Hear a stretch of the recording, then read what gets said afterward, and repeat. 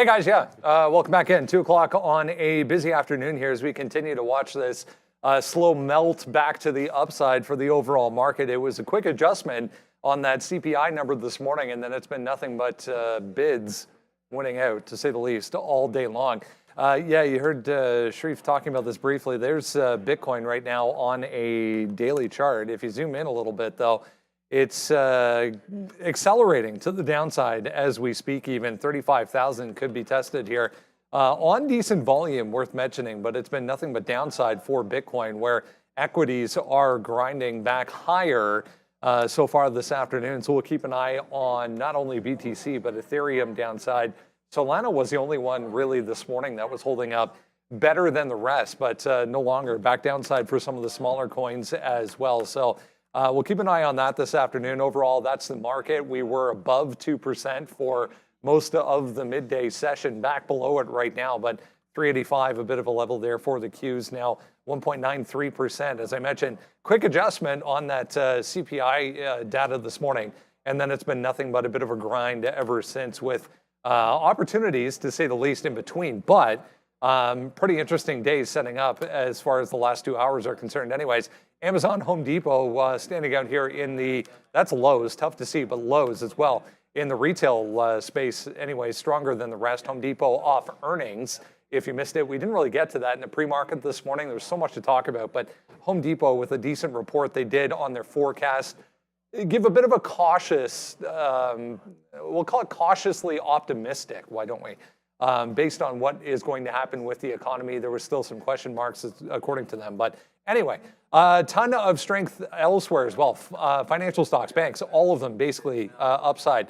Tech, all of it upside in a big way. It was about tech right out of the gate as soon as we got that print this morning. If you missed it, we got inflation across the board that came in downside for the first time. Kind of an awkward chart, I know, in this window, but I wanted to show you this. Inflation across the board coming in for the first time in a long time, better than expected, and slowly grinding back towards that 2% target for the Fed. That is the dollar on a one-day move here. This is now the worst day of the year for the DXY. So that goes all the way back to the beginning of 2023, not 2003, but worst day of the year so far for the DXY. It's been pretty ugly after that CPI print this morning. This is talking about the 20-year, but trust me when I say the 10-year and the 30-year also getting hit really, really hard. Frank Caberna coming up here this afternoon. We'll get his take on what this means going forward. Basically, excuse me, my voice is dying. Basically, no chance left for any sort of rate hike going into at least March of next year. So lots to talk about with Frank coming up this afternoon. But yeah, I saw that chart, and that's pretty impressive as far as that move to the downside is concerned. A few things to note as far as what we were discussing this morning. I mean, there was so much happening all around this CPI number this morning. Any single individual catalyst was also going to be then kind of put to the side, and anything that was positive was also very positive along with the overall market, including Tesla. If you missed it, we kicked things off with Tesla this morning. There was some price changes, price hikes over in China they were talking about. They were also going to bring more components from India to manufacture their vehicles. But what a day, guys, across the board for the overall market here. Right back at that midday support right now for the NASDAQ, but Tesla specifically, pretty impressive.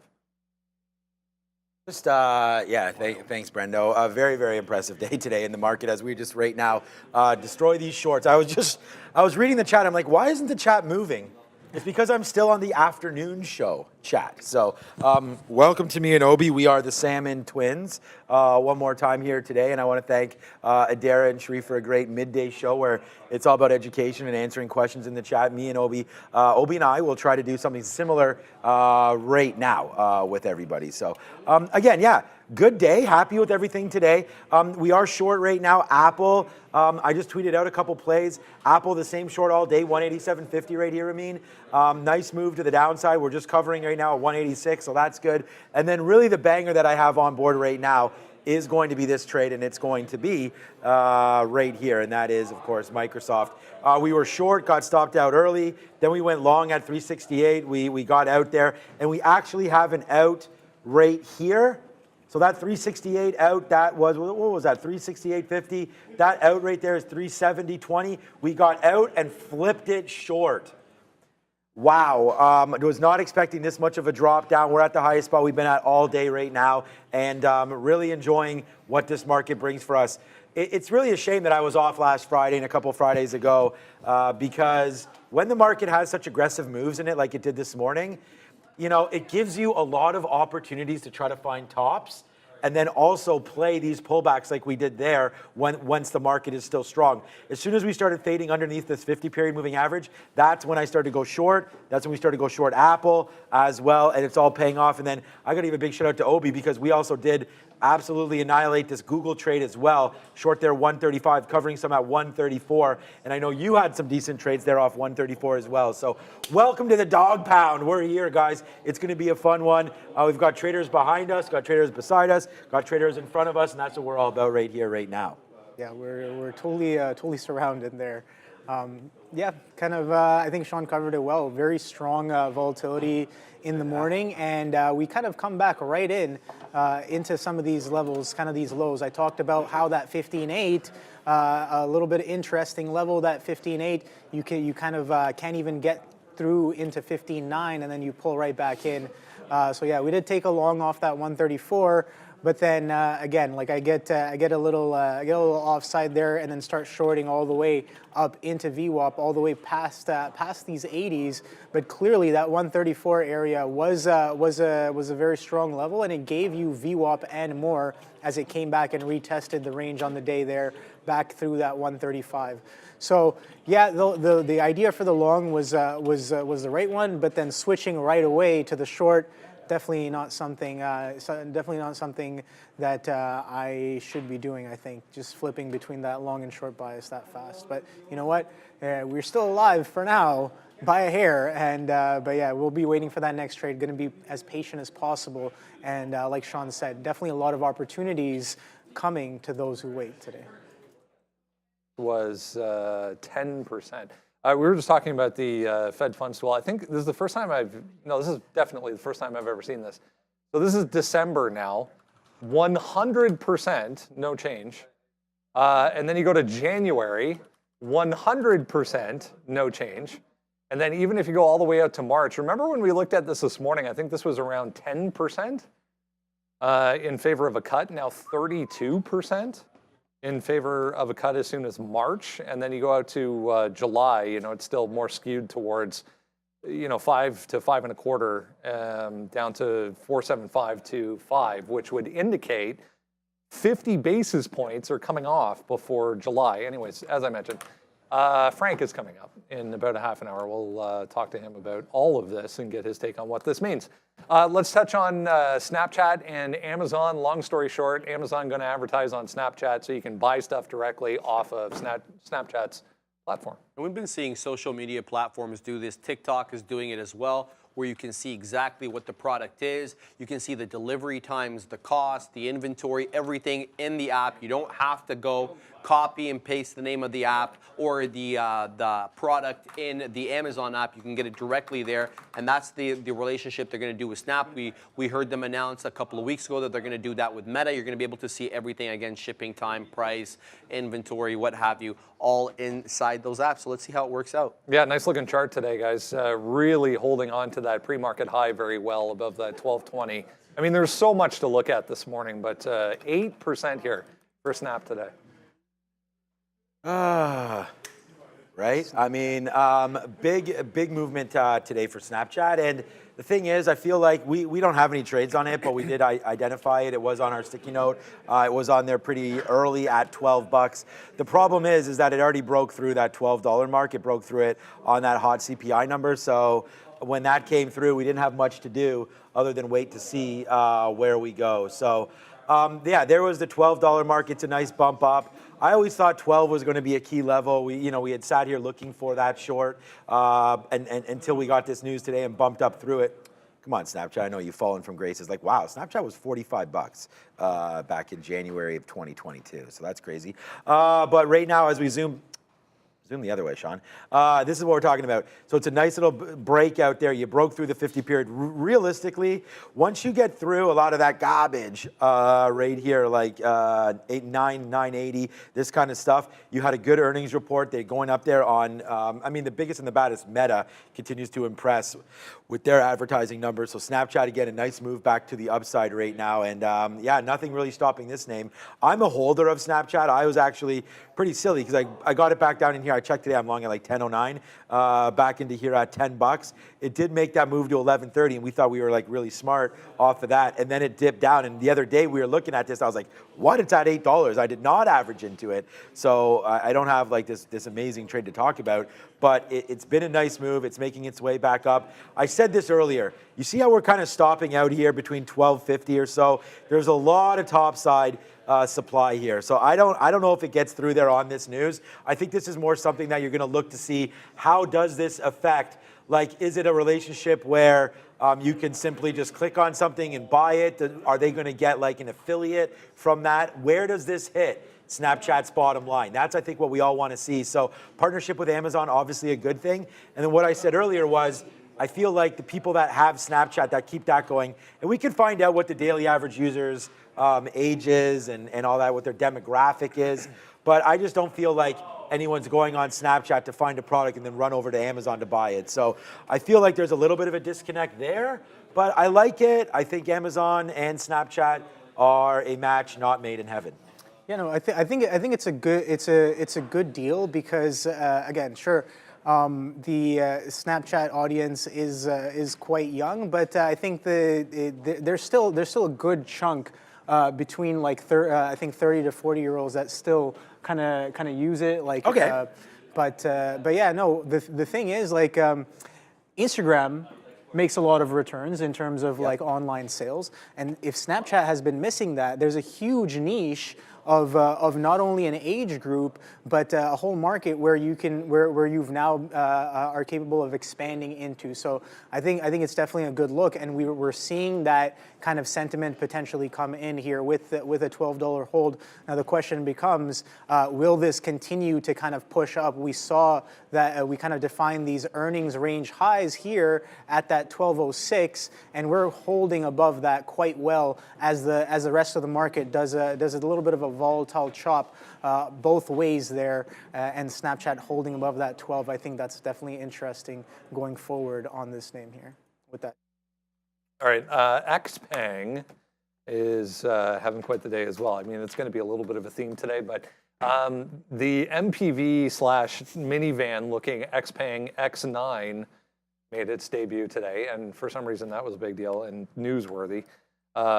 This has been talked about for quite some time, so I shouldn't downplay it. They have been discussing this for quite some time, but 1680.17 coming into play. I mean, it's an ADR, so it's the daily chart is full of gaps here, but we had a picture of this somewhere this morning. I'll see if I can dig it up, but trust us when we say it. There it is.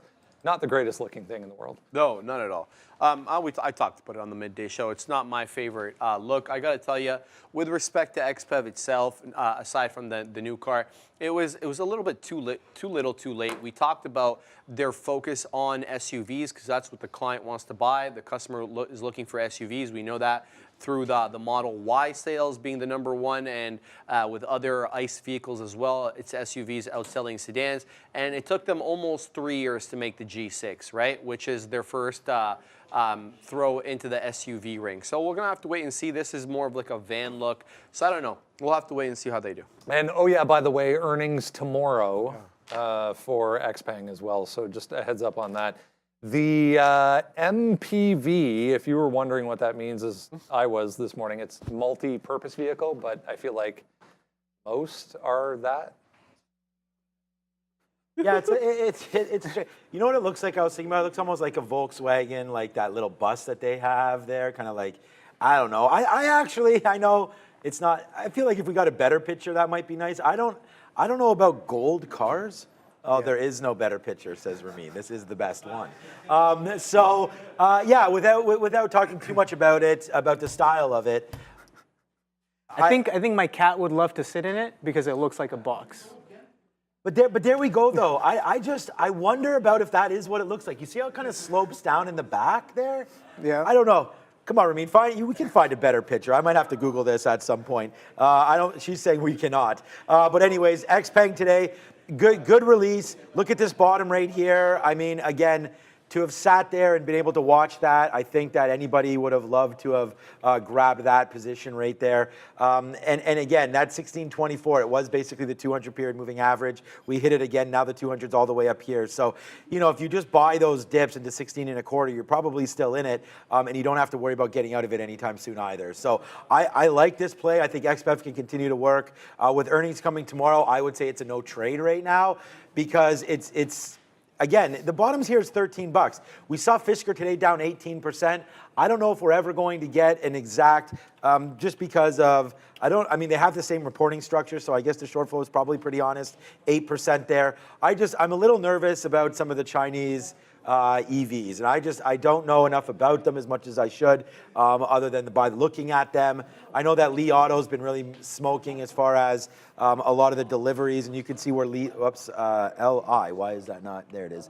Li Auto's really been moving upside there. As you check out the Li Auto daily chart, should be loading up right there above the 50 period and really taking out this. I think this is a healthier chart down here near 36 where you have some support as opposed to what XPEV looks like just now breaking through. So I'd say tomorrow, let's look to fade something around $20 if they come out pretty huge. But there it is, man. XPEV with a nice day today on the release of that new vehicle. I don't know if it's enough to keep the momentum going, but this is not really my space. I like XPEV. I should have traded it today, and that was a beautiful bottom down there at 1625. Yeah, definitely some catching a strong bid off of the news there. You can kind of see it come in with these wicks on the 15-minute. Take a look at these wicks, and even the wicks build up into that 16.5 right there before we kind of continue. But something interesting here, Sean, is they release this news a day before earnings, and then the stock bids up. That's a little interesting for me for sure. I'm curious to know tomorrow what their numbers are going to be. Is this a little bit of? Are you trying to say that you cannot trust Chinese EV companies? I think I got trust issues with a lot of tickers. Let's just say that. Yeah, I think, and that is what holds me back. Yeah, sometimes it holds me back as well, but sometimes it works well. So I got to find that sweet spot. No matter but what, definitely catching a bid today. No matter what we think about XPEV, it was a great trade down there at sure. 16.25. For So, sure. yeah, good highlights. Those of you asking about Frank Caberna, no more important day for him to come on and talk about CPI and all that stuff. That is happening today at 2:45. He'll be at the big desk with Brendan. The biggest guest, Mr. Caberna. Quickly, Fisker, day lows essentially right now, 322 coming into play again. It was deliveries and manufacturing issues for Fisker. It's a shame, really. I mean, we were talking a little bit with Randy about this at lunchtime. It's a shame because I think if they could get this figured out, this thing would be a hit. And they have the name too, Brando. Remember the Karma about 10 years ago? So they're not a new name, and a lot of people will remember them. Let's talk about how they did. They turned about $91 million loss this quarter, but they're shoring up expenses because last time around this year, they lost about $150 million. So tightening that up. Revenue for the period was around $71.8 million. The street was looking for about 110, so they missed on the top and bottom line. They delivered about 1,100 cars, but they were scheduled to deliver about 5,000. It's not for a lack of making them, guys. Magna International, which is a parts manufacturer, a Canadian parts manufacturer for cars, made about 4,700 of these cars for them last quarter. They only delivered about 1,000 of them, so they're making them. They don't really have buyers for them. The CEO came out and said, we sold 1,000 of these in October, so that's more of the entire third quarter combined. So he says demand is picking up. There's also some turmoil in the company. It looks like the CFO or the chief accounting officer left unceremoniously and without announcing his departure last month, Brendo, which postponed the earnings. It was actually supposed to be last week. Yeah, I remember. That was interesting. They said, oh, sorry, we meant Monday, not Wednesday or Thursday, whatever day it was. I wanted to point out this as well. This was is right now, the second highest volume day so far this year. You got to go all the way back to February, which was also, I double-checked, an earnings day to the upside. Interestingly enough, huge day upside on earnings back in February. The stock did absolutely nothing ever since until you go back to that breakdown. Now we're at all-time lows, guys. Yeah, it's too bad about, I'm just going to add volume here to my screen because that was pretty important there. I always talk about volume and I just realized I don't really have it on here for everybody to see. So we're going to keep volume up now. Did I just do that properly? Yeah, okay, there it is. I have to probably highlight it a little bit better. Okay, so what we were doing on Fisker today, I think it was pretty simple. It's on the sticky note and we could talk about that. It was just basically trying to buy any kind of a dip that happened in Fisker.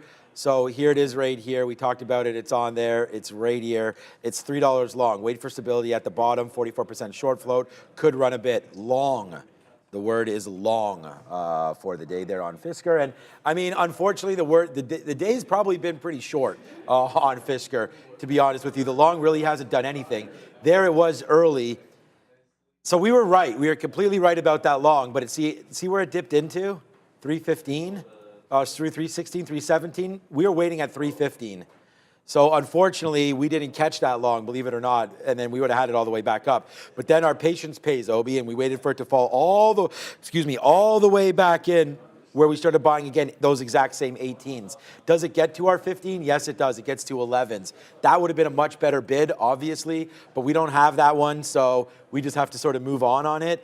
So we took that out. It bounced around. I thought we got along. We could get back up to the upside. Once it failed there, then we got some out at 21. It's the same long, man. We're long at 18. And then it went back up there. We didn't have another offer. So the next time I was like, okay, well, we're going to take a 24. And now it's kind of just doing nothing. So now that I see this, it looks like we're going to have to settle for Fisker down here for a very, very small mover into the afternoon. But again, the main reason for why I like this trade for the long side was this 45% short number. So you're already down 22%.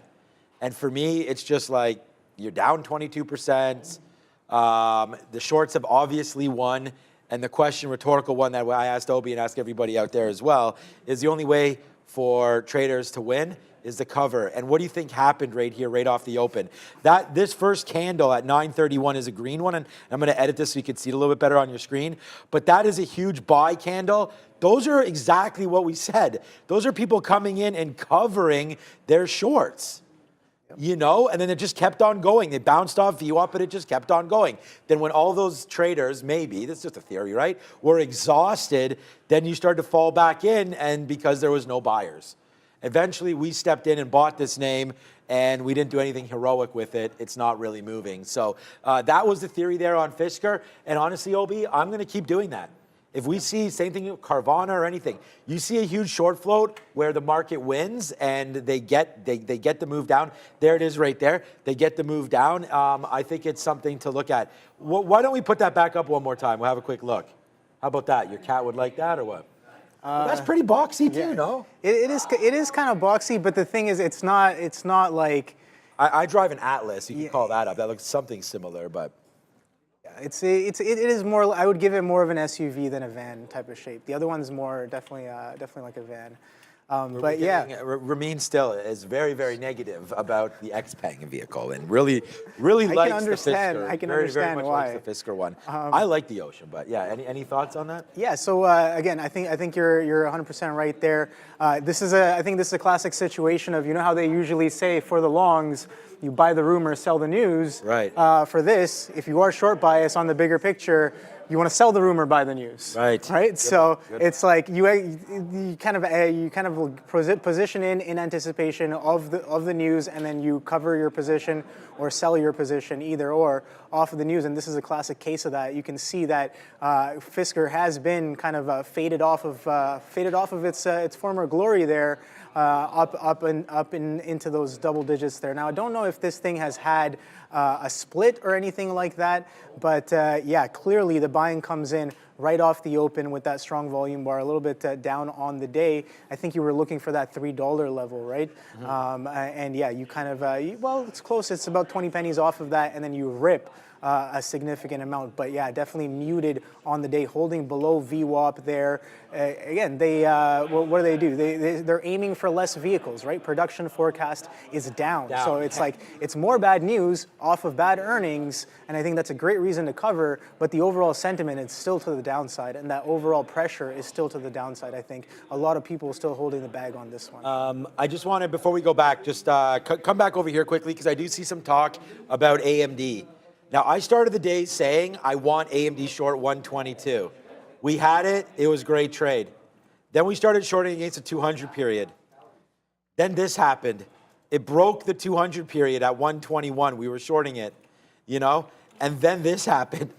So we've made a lot on, Microsoft is a monster today. Apple's an absolute monster today. Google, we talked about that, but AMD should have joined the club and it didn't. We got stopped out there. We talked about, I sort of teased it a little bit there. We could talk about it again right now. We are going to be launching the first Trader TV Live podcast coming this Friday. And there's a lot of bang excitement for it. And yeah, so that's going to be really fun. Join me and Brendan immediately after the show on Friday. Instead of the market recap show, we'll be doing a little bit of a fun podcast. I think that's going to be really great. We may or may not pull Randy in for that. And we're really excited about it. But we had to plan for a little bit of that and have some discussion. So I did put that stop order in immediately. Thank God it was we're trading with a little bit lighter shares in the middle of the day. Just a couple hundred shares get stopped out. It's fine. But I come back and it does make me sick. So thank you for all the talk there with everybody in the chat about AMD and whatnot. But we are very, very excited for the podcast. And Obi, promise me that you will be on that podcast with us one day as well. Sure. Not Friday, but one day. Okay, there you go, Brendan. We're excited for that news. Do a salmon first podcast. We're kind of matching a little bit. Yeah, a little bit. Yeah, it's okay. Ramin was asking what's on my shirt. It's leaves. Okay. Anyway. Stop. One more. Rivian, 4%.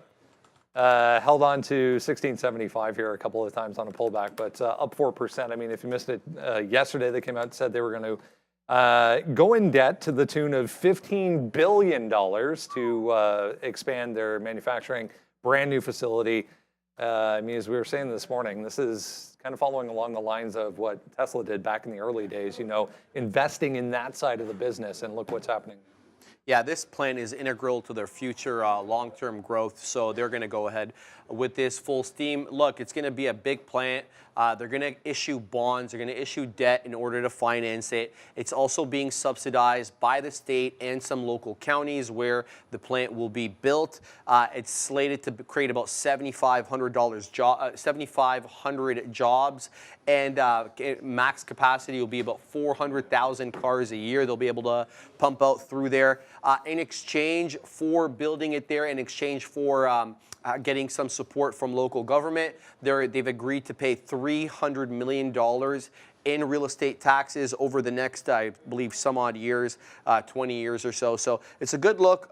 Eventually, I want to see if they're going to scale the R2 out of that, Brendo, because 400,000 cars a year, that's not small. Yeah, CEO RJ was talking about that last week a little bit, saying we're going to get a sneak peek early 2024 at the new R2 platform. All right, I'm just lining up some content for you today. Will be Brian Shannon joining me on the market recap show, which I'm very, very proud of. I mean, that's been moving really, really well. Brian Shannon from alphatrends.net will be there as well. And we're going to be talking about VWAP and some of his golden rules of trading as we go back and forth. Okay, Randy's here. We're talking about Rivian, so we can go over a little bit of Rivian today. Spending $5 billion, Randy, to make sure that plant there in Georgia gets going. I just heard Sharif singing in my ear, so that was good. Thanks for putting that on there, Ramin. But right now, Rivian coming through one more time. Look, I like the name. It's up 4% today. It had a better open than where we are right now. Nice move up to 17.25 right there. This has really gotten going off that 15 bottom. So I feel like there is a little bit of a moat around these guys. We do know that Amazon's going to come in. I mean, there's the production facility right there. It does look a lot like a Tesla. And we know that you got to go through some cash burn and you got to spend, shareholders' money to build the business, right? Nobody's in Rivian expecting them to turn profit today. So we'll wait to see if that's a good sign or not. unlike Fisker, they have the demand, and as long as they can produce the vehicles, should be good to go there. I like the Rivian idea. I think it's a really good-looking vehicle. My wife's talked about liking it, so if she likes it, it must be half decent, I would assume. So I like all of it. I like the production side of things here for Rivian. It's just a matter of trying to get back above this $20 mark and clearing that. It's going to be too late by the time it gets there because you would have missed about 25% up if that happens. But again, look at that bottom of 15. I think you can go long now holding it against that bottom. And that's that. So I like Rivian here. And I think there's a good chance for them to succeed moving forward. But I don't know. Yeah, no, I definitely agree with you on that one. They're a valid contender in the EV space. They have models running. You've seen some of them on the streets, and yeah, now they're raising more money to kind of fund production there in Georgia. So we are catching a little bit of bid. We talked about that failure to follow through below 15. Look at this very distinct kind of flat action that covers pretty much a very long period, after hours, pre-market, during the day, after hours, and pre-market again, and then off the open yesterday, we see that that crazy move up to the top, and then off CPI, continuation move. So nice little bid getting caught on Rivian there. We talked about looking left right there, kind of where the selling comes in on the second step down, a little bit of a stair step sell on first day, second day earnings. And yeah, the second step kind of over here at that 1735, and we made a little bit of a lower high relative to that level as well. So going forward, I'll be curious to know whether or not we kind of continue back up to the upside there. This 19 area definitely is going to be interesting if we ever do come back in there. But I am watching the market bid up a little bit there, Sean. Back towards that 15.9. Oh boy. Yeah, no, I'm excited to watch this market continue to go through. I'm actually excited. I was just thinking about it. I'm waiting for Frank. I mean, I think at 245, it'd be interesting to hear everything that he has to say, because today we had that huge move up there on CPI. I mean, in the market, really, I mean, this could be something where you could draw an anchored VWAP. It's pretty much already drawn for you right into there. We did bounce off of a little bit at 15.8, but that high of 15.9, we talked about the NASDAQ running into itself from the summer highs. So if you just go over to a daily chart, the NASDAQ, this is the continuous contract, of course, not what you're seeing on the CNBC, like the NASDAQ's 13,000 something. But this is 1516 is what we're looking at right now. It's 16,060 or something like that, 16,043.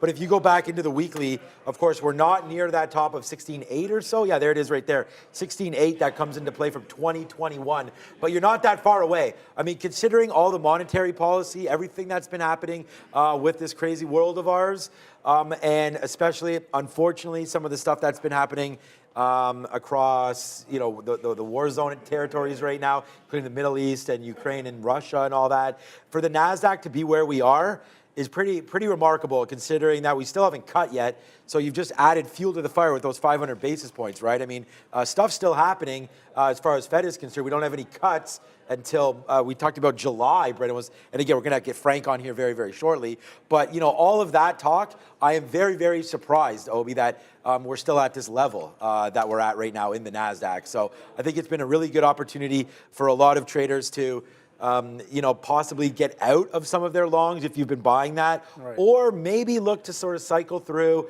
get out of some of the tech stocks because they're kind of leading the way right here, obviously, and maybe into something else that they like. But for right now, this is working, and the NASDAQ is right back near the highs. So all this talk that we could say Tesla, you know, production troubles or not, or whatever all that rumor was there, Apple with a bad quarter, that doesn't seem to have mattered either. So for right now, the floodgates are open to all of these longs.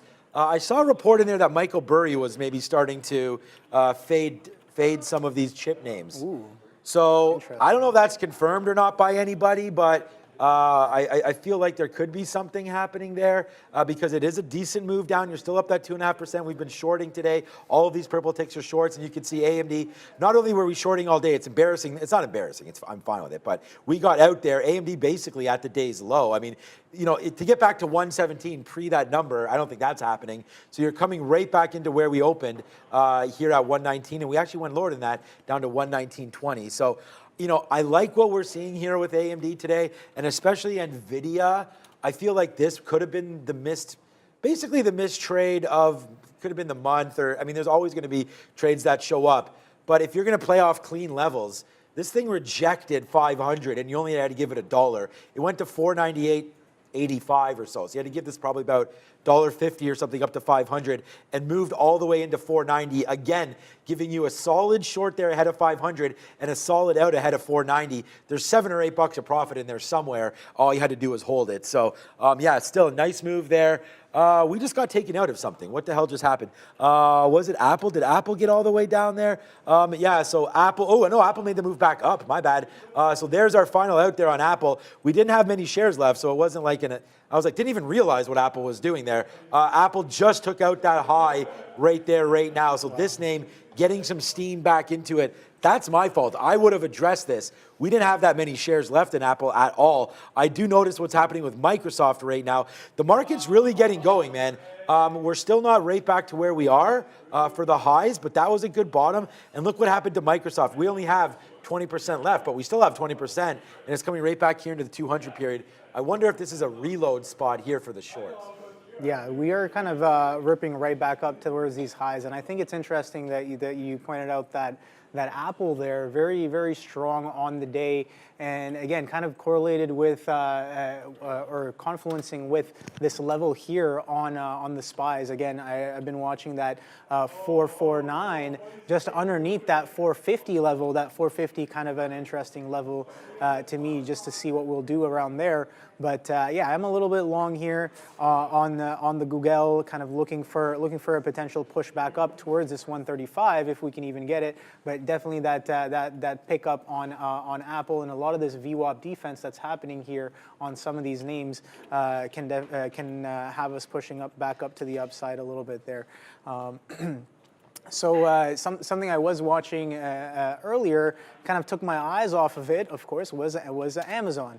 Amazon kind of gives you that, we talked about shorting in and around that 147, gives it to you a few times, but comes back into this 145.50, and take a look at this double bottom, very, very clean double bottom here at that 145.50, so it's definitely some demand potentially coming in for a place that is a resistance turn support. Take a look at this CPI reaction off in the morning, off of 8:30, right? You pop, you kind of come right back in, you define this range here. So there's definitely a little bit of supply here in and around this 145.50 as that strength kind of pushes right up into that area, and then you start to wick off. You hold below that, you pop back in, but when you settle back in, take a look. You can see that resistance has now turned support on the day, and you're pretty much sandwiched between those levels and VWAP right now. Sure, you kind of violate VWAP a little bit, you kind of push towards these highs. We're making incrementally lower highs as well,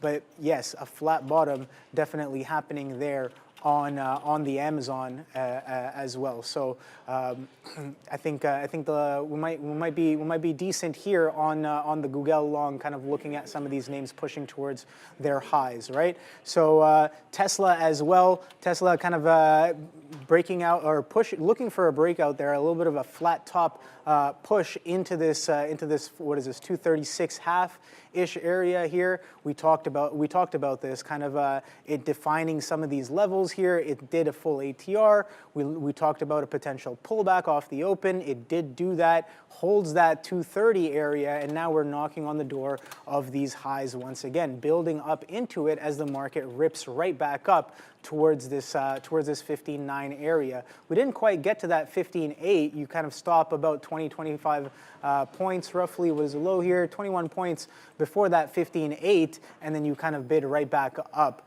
So that's definitely a decent strength there off of some of these lows, as we've only made relatively higher lows with respect to the action we've had since CPI. Sure, we've had a lot of chop and a lot of churn, but take a look at this. This is the consolidation low off of CPI. Then you step up. and then you step up a little bit more. Hold on, let me throw it on the 5-minute here. So you step up a little bit more, and then yeah, you start going a little bit sideways, but clearly this 15.9 and this 15.8 are interesting levels to interact with today as we attempt to reach each one of them. We bounce off, we bounce off. So a little bit of a sandwich between a 100-point move, and I'm watching the ES here as well, Sean, kind of a 4,500 bounce. So that's definitely key for me. If we're going to double bottom here on that 4,500 and try to push towards these highs, I think that we're a little bit poised to catch a little bit of a bid on some of these names here, including the tech stocks. Sure, the tech stocks are not as big of constituents of the ES, but definitely up there indeed. Oh, yeah. I mean, it's still 6%, 7%, 6% Microsoft, 7% Apple in the ES. Guys, hit the like button. We didn't ask for this at all in the morning, and I completely forgot to do it. So if you're watching now, over 3,500 watching, please make sure you hit the like and subscribe button. So we'll do that, and we'll also hit this. Like and subscribe today.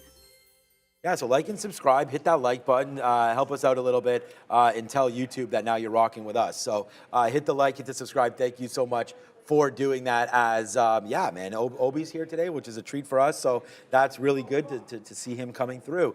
Fisker right there. So here we go, man.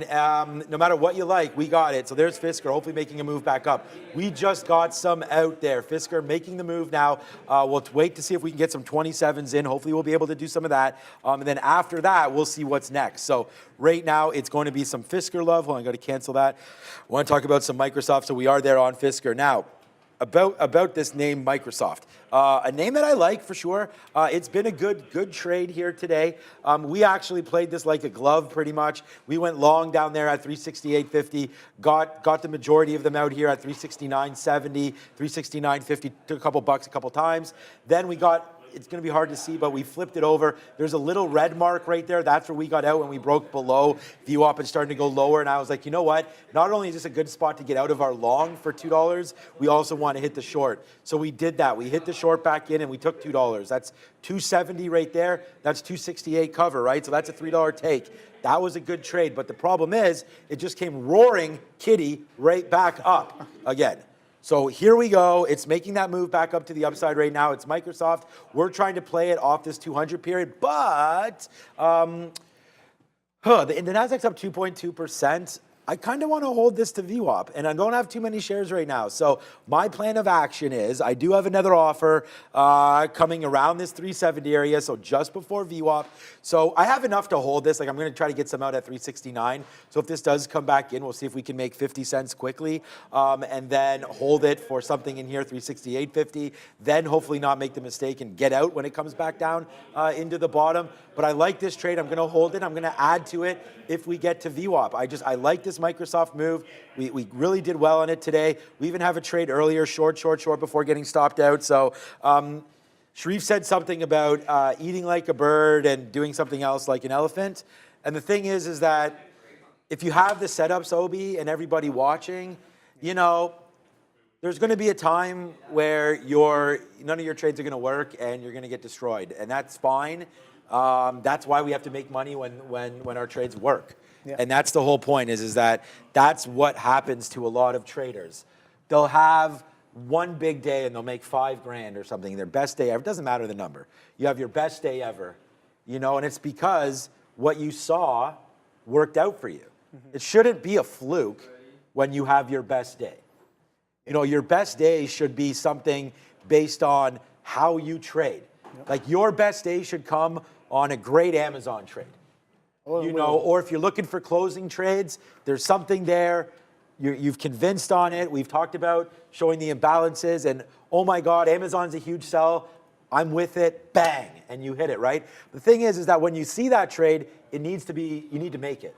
Right. Because when you don't, that next time that you feel that same way about it, then you're going to put the trade on. And that time, if it doesn't work, you don't have that backbone of it actually working for you at some point. So that's kind of what I'm doing right now with this Microsoft trade. Do I like it? Yes. Will we cover some down here at 369? Yes. But at the same time, if it comes into something that we really, really like, then we will short it And it won't be regardless of what the market's doing. I mean, I'd like to be with the market at that time. And this is not my favorite setup here because you're now bouncing off VWAP and above the 50-period moving average. So I am well aware that the longs might be in charge here into the afternoon. But if we're going to keep on sort of barcoding back and forth here, and let's be honest, the NASDAQ right now, despite making the high of 15.9, it's still that range from the market opens here, right, at 8:30. This is where the market opens, right here. This is all CPI. That's 8:30. That's 8:30 Chicago time. Shout out to Frank, who's over there. You know, there it is right there. Now, our charts don't adjust. So this is 9:30. So if you just put a marker right there, the NASDAQ is still, despite the craziest day, not craziest day, but what happened in the morning, you're still in like a 100 handle top to bottom range, let alone what's been happening sort of inside here, right? So it's still not a super active day, but some big, big economic events taking place, and we look forward to the next one. So we've been sort of teasing this up. I just want to personally thank Frank for everything that he does for our show. And this is just, I wasn't planning on doing this, but you know, all the talk for the rates, you and me and Neil and all that, and the guys on the midday show and Adara, everybody, we talk stock a lot, right, but there's such a like an important factor moving all of these things. It's the rates, it's bonds, it's treasuries, it's dollars. You talked about the DXY and everything like that, and that's why I am, you know, more than happy and proud to call Frank one of our regulars, and he's been here almost since day one, really, since we got started. So I want to thank Frank before I throw him over to Brendan. And, you know, once again, here we go. It's Frank Caberna from IG. Yeah, an important day to have an understanding from a higher level of what all of this means, Frank. And I know we sound like a broken record at this point, but it's been quite the day for equities specifically. It's been quite the day for the dollar. It's been quite the day for yields as well. All three 10-year, 30-year, I mean, even the 20-year I saw today, downside sharply coming off of this CPI print this morning. If anyone missed it or if they're just joining a little bit late this afternoon, downside finally across the board in a really meaningful way here when it comes to this inflation data. I'll let you take the floor here and give us an overview of you know, what this means from a higher standpoint of where we're going with this.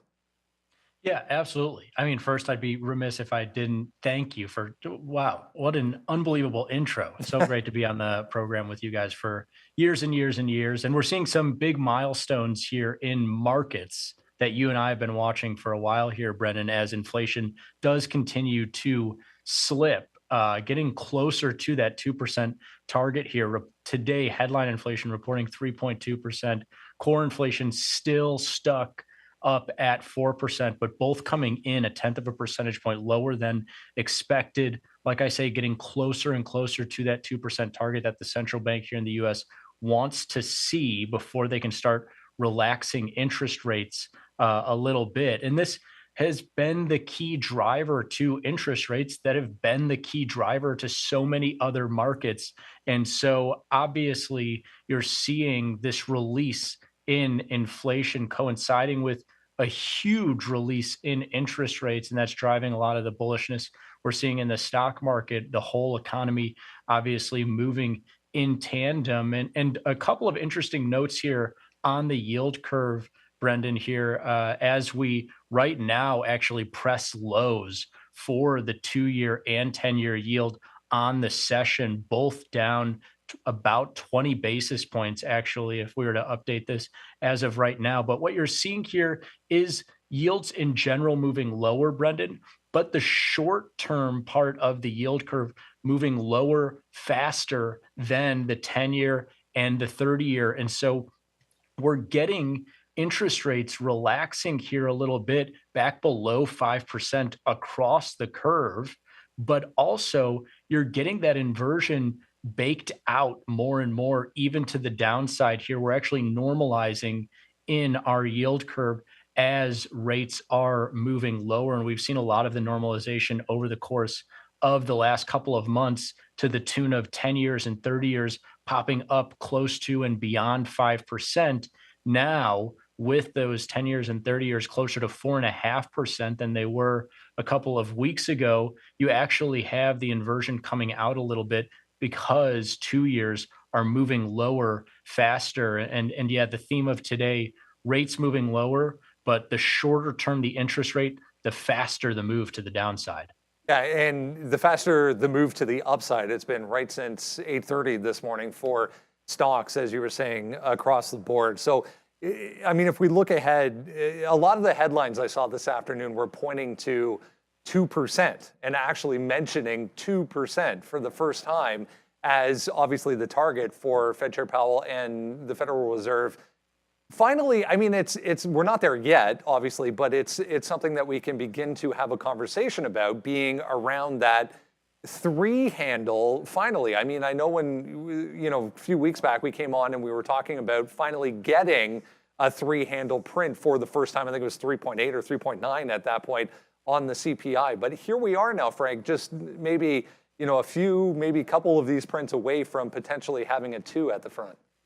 Yeah, I mean, at this pace, and of course, this is an insane way to think about things. A lot of times, it's like after someone goes off for 25 points in the first quarter, and it's like they're on pace for 100 points today. But at this pace, we could see that 2% inflation print, Brennan, in the next 3 to 4 months. Are we likely to see it?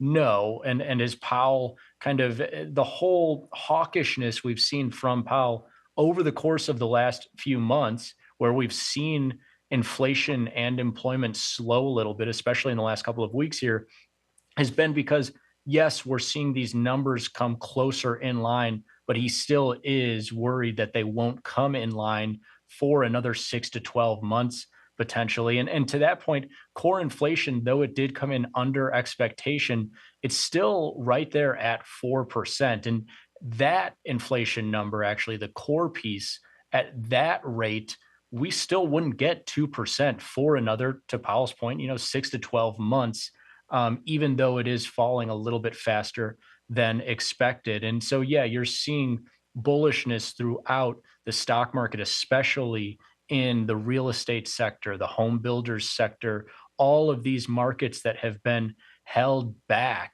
amid the recent months worth of rallying in the stock market at large by higher interest rates are likely going to be the most sensitive to interest rates moving lower, right? I mean, you put on your board the different sectors here today, and you have the real estate sector, for example, down 40% over the course of the last 2 years of action. In the last couple of weeks here, up 10%, when in the same time, tech is only up a couple percentage points, and energy is only up a couple percentage points.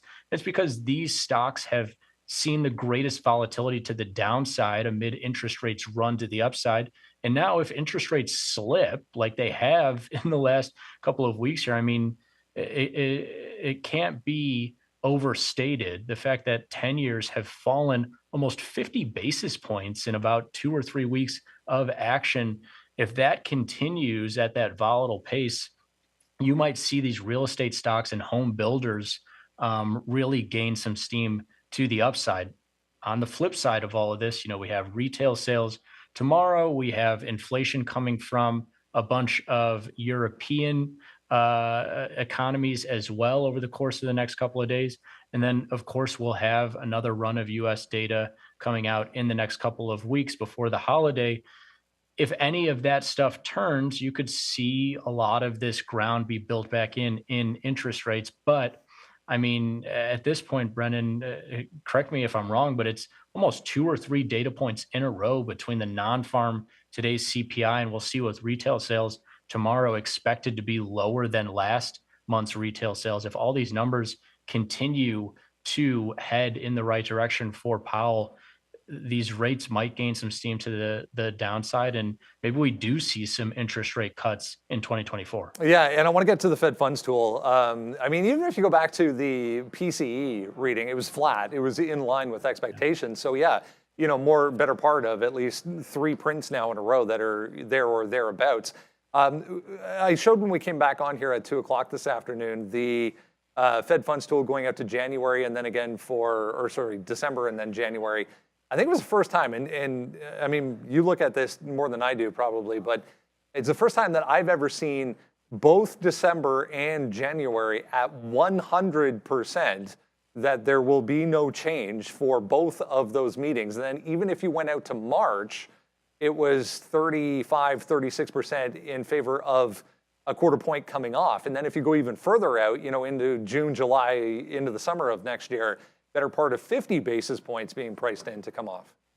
Yeah, I mean, huge fluctuations today in obviously the futures markets, and then the Fed Watch tool that moves around with those futures markets as everybody's trying to price in these short-term rates that are falling out of the sky here today with this lower than expected inflation number. And yeah, it looks like the market's saying if they don't hike in January, they're not likely to hike again. And to your point, yeah, those odds have now slipped. We've watched this for the last month. They've gone from 50-50 over a month ago of one more hike or staying here where they're at to 30%. Last week it was 15%.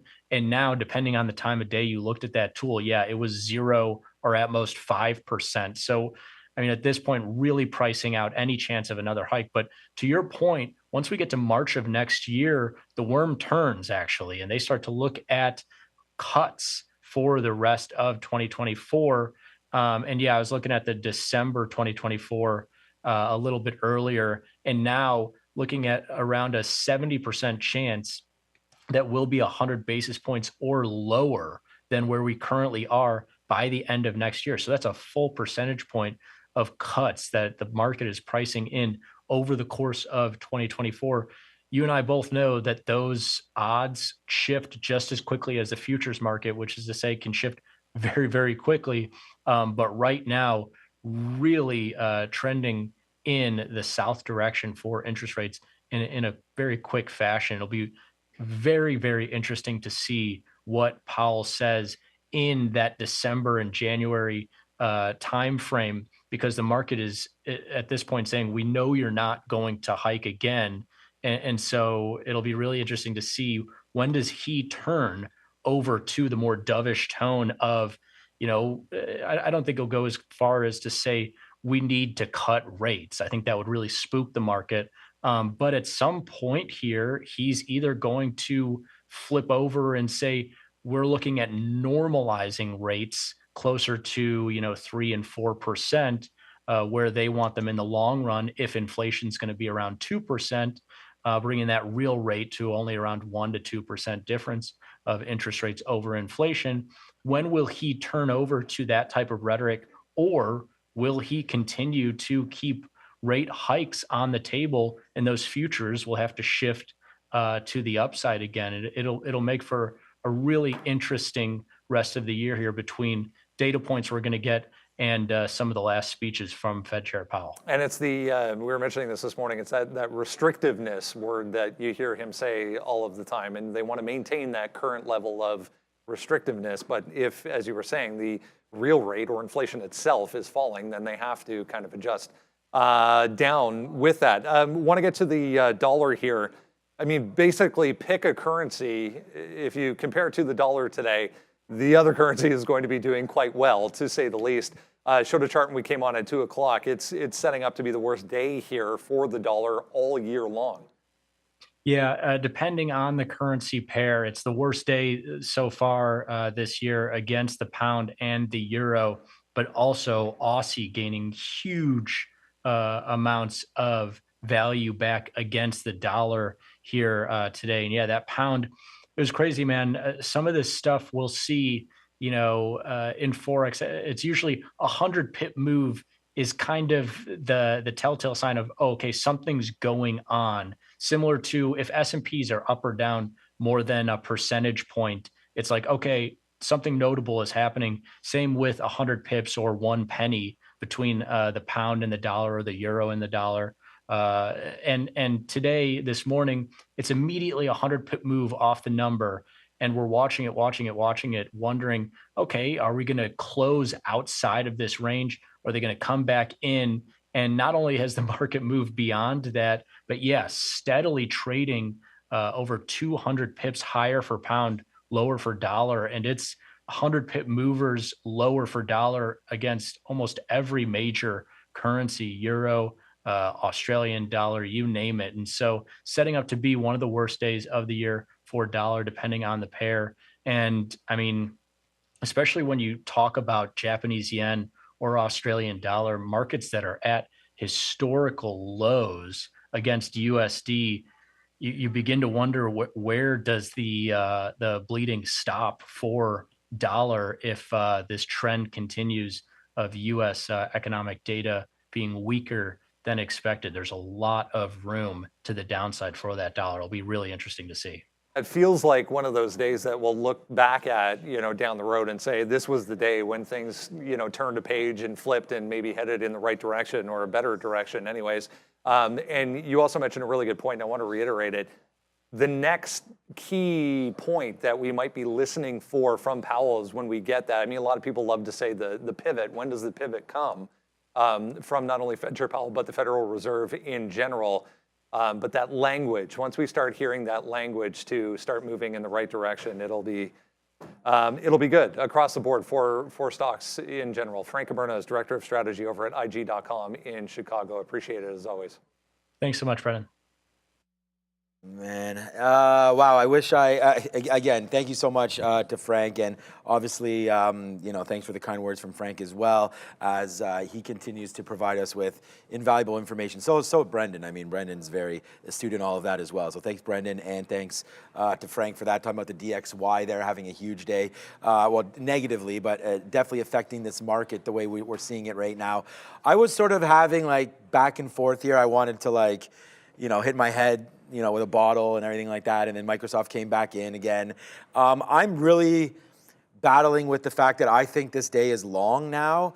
And I said to Obi, the problem is I was getting out. I just got some out there right around VWAP. I got some at 15s and then some at 07s or something there on Softy. And I'm waiting to get stopped out, basically. And that's a bad feeling right there. I'm waiting for this 50 to break. And when it does, I feel like I just feel a little silly. And the problem is like when the market's ripping the way it is and Tesla's going, this trade could still work out. I'm just, that's part of what I was talking with Obi is that it's where you start from. I should have started the short there.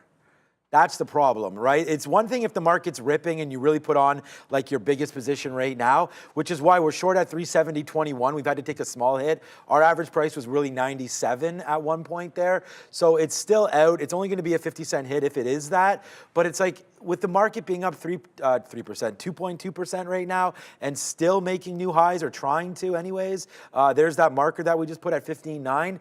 It's like look long first and then find a long name to hit and then work from there and then worry about some levels that come into play maybe when you're wrong on the downside because the momentum is so strong and right now it's just heading into power hour and I feel like there could be some FOMO happening here. People that are like, okay, the market's up 2.2%, 2.19%. We got an all clear. What's the market going to do tomorrow morning?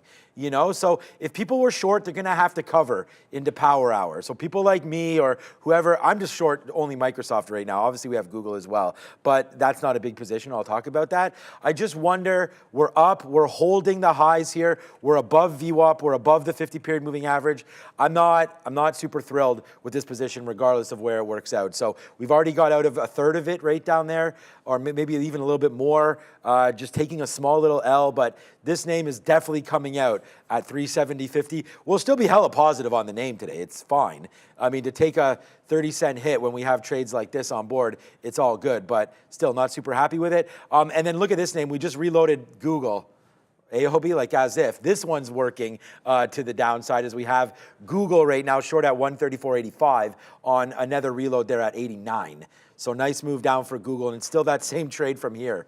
So this is working downside, which is kind of strange because Google's actually up 2% when Microsoft's only up 1%. So I would have thought this name could have been a little bit weaker than Google, but it's definitely catching a bid here. Softy.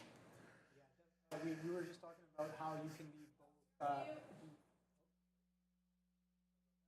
talking about how no problemo. both long and short in yeah. the move, and even though Google up on the day, great shorts off of that 135, and yeah, great longs off of that 134. A little bit of a sandwich going on. So yeah, different ways to skin a cat there. Different ways to capture the move, right? That's all that means. That 135 fails to follow through. That 134 holds very nicely, and then you kind of chop and churn in between that level there. And we were talking about Tesla kind of pushing towards its highs there, and Tesla kind of it did finally break through this flat top right here. Day highs being in and around that 236 level on Tesla. Let me just pull it up on my chart over here, just so we can see some potential key levels here. Okay, yeah, so I have that 237 and some change as a key resistance area, and the high of day as of right now is just about right there, and just about a quarter in and around that area of that 237. But the fact that we've kind of built up into this level tells me that like I should probably stay a little bit wary on the shorts there, unless you're looking for that failed follow through the top back into the downside, potentially coming right back into VWAP there. We can see how strong Tesla has been off of VWAP. I am short the TQs here, Sean, and yeah, it does seem like we are quite strong. Again, I do want to respect this move. If we're gonna be pushing right into this 15.9, like we're knocking on the door of right now, I definitely got a piece out of this TQ short, because if the NQ breaks that 15.9 late day in power hour, we've definitely accumulated a decent amount of intraday short float, and through that 15.9 we could get some decent buying pressure, as again the tape speed kind of ramping up here.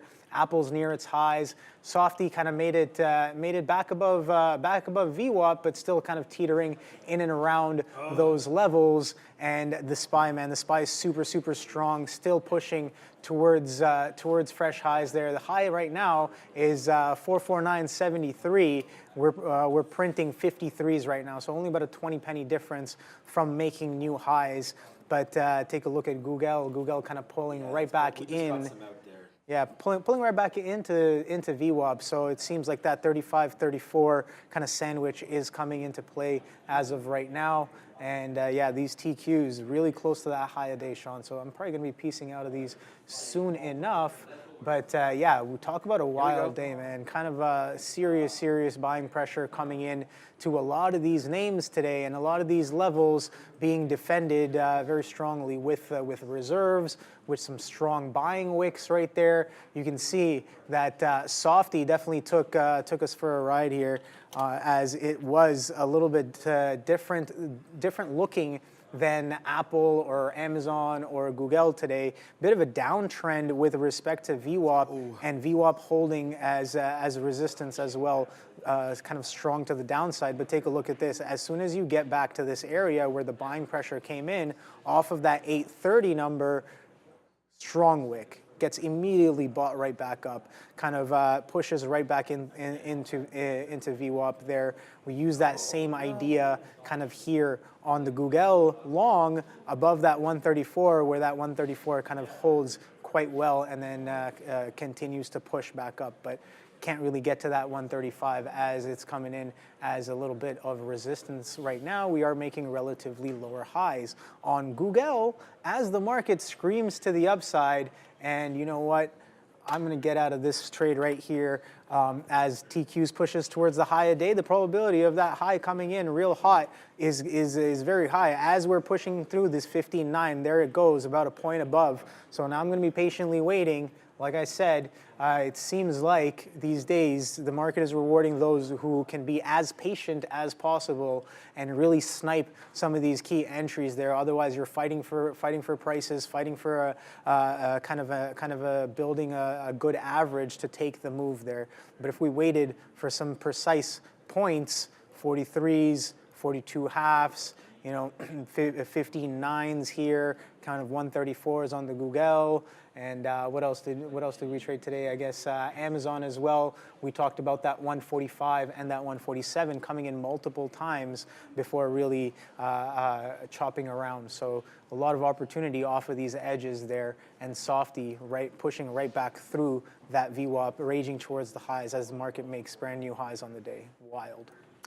Yeah, we will hit a fail on that last attempt there for Softy. I mean, unfortunately, it does break through 50, but this is why you really just ring the alarm and get out. I mean, we've talked about being a risk manager, and there it is. It goes all the way up into 75s or so and stops, which again, is fine. That's a stop out there. I mean, I could always say, oh, I should have held it, but no. I said that we were in problem with this trade, which is why we did get something out there, but there is the break higher. We were short at 23s or something, so it's about a 30-cent hit, give or take. So that sucks for sure. And then meanwhile, as I was getting nervous about the shorts, I covered some of Google there. So we just got some 89s.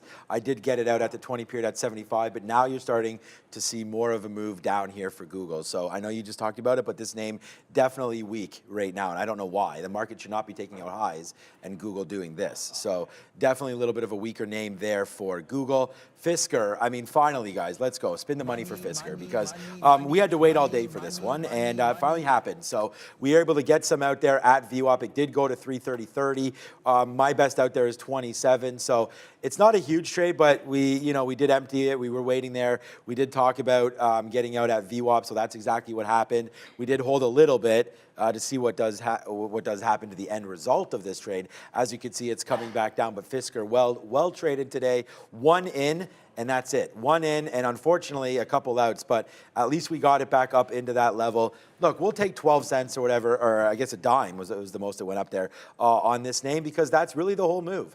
So since we had bought it, it hadn't moved much. It was just made its largest move just now. So good out right there as we sat there, took out a decent amount of the position right there, and we only have about a quarter left. So good job there. Almost all. That's 10, and that's about 50% more coming out right into there. So good levels there. So happy with that trade.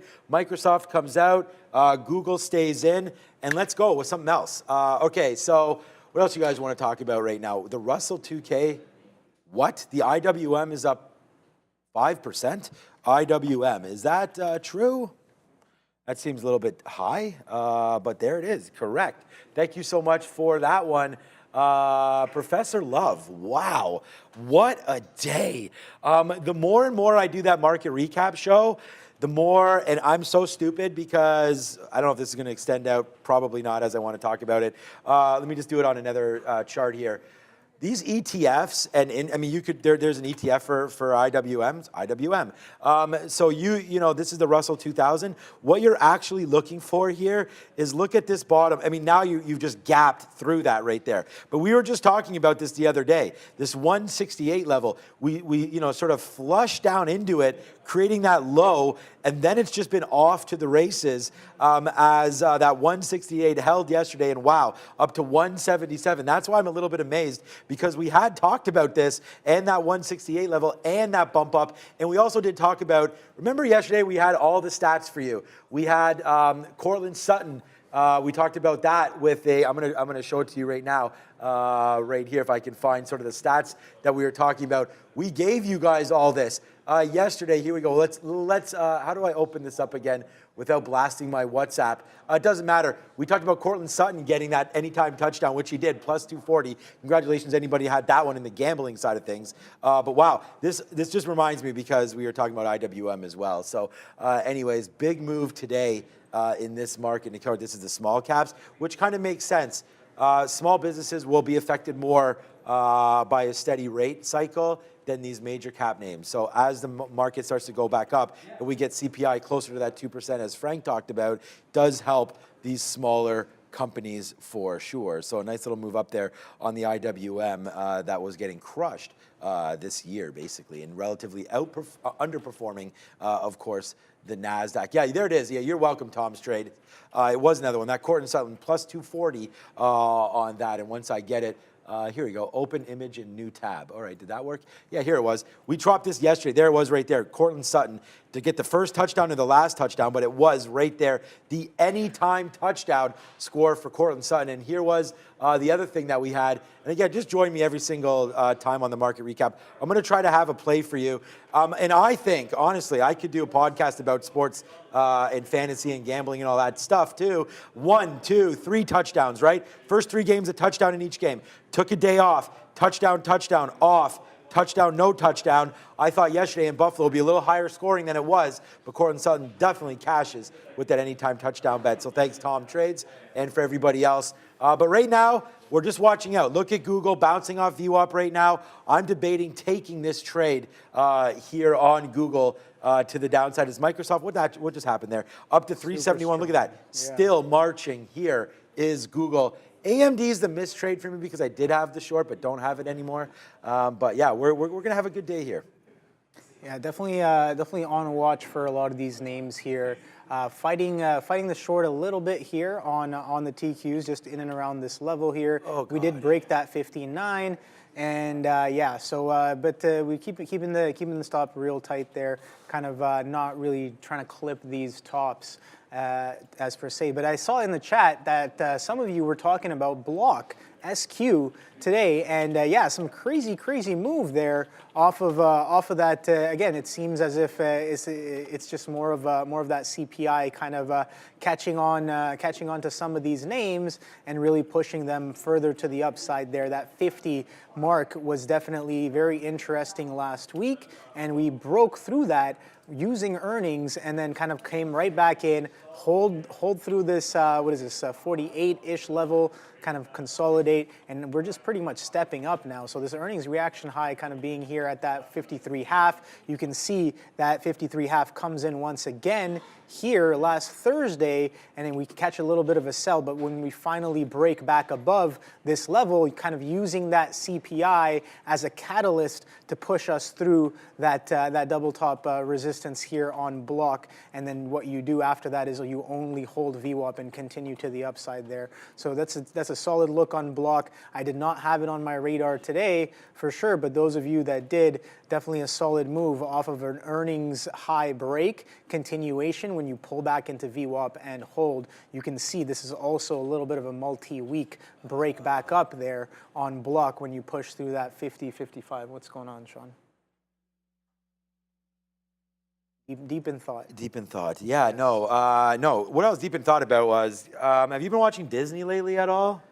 Like Disney shows? No, the stock. I watched Elemental a few weekends ago. How was that? It was good. Yeah. Yeah, I watched it with the family. It was solid. Yeah, I was going to say, that was not something that's on our family's watch list. We haven't watched Very enjoyable.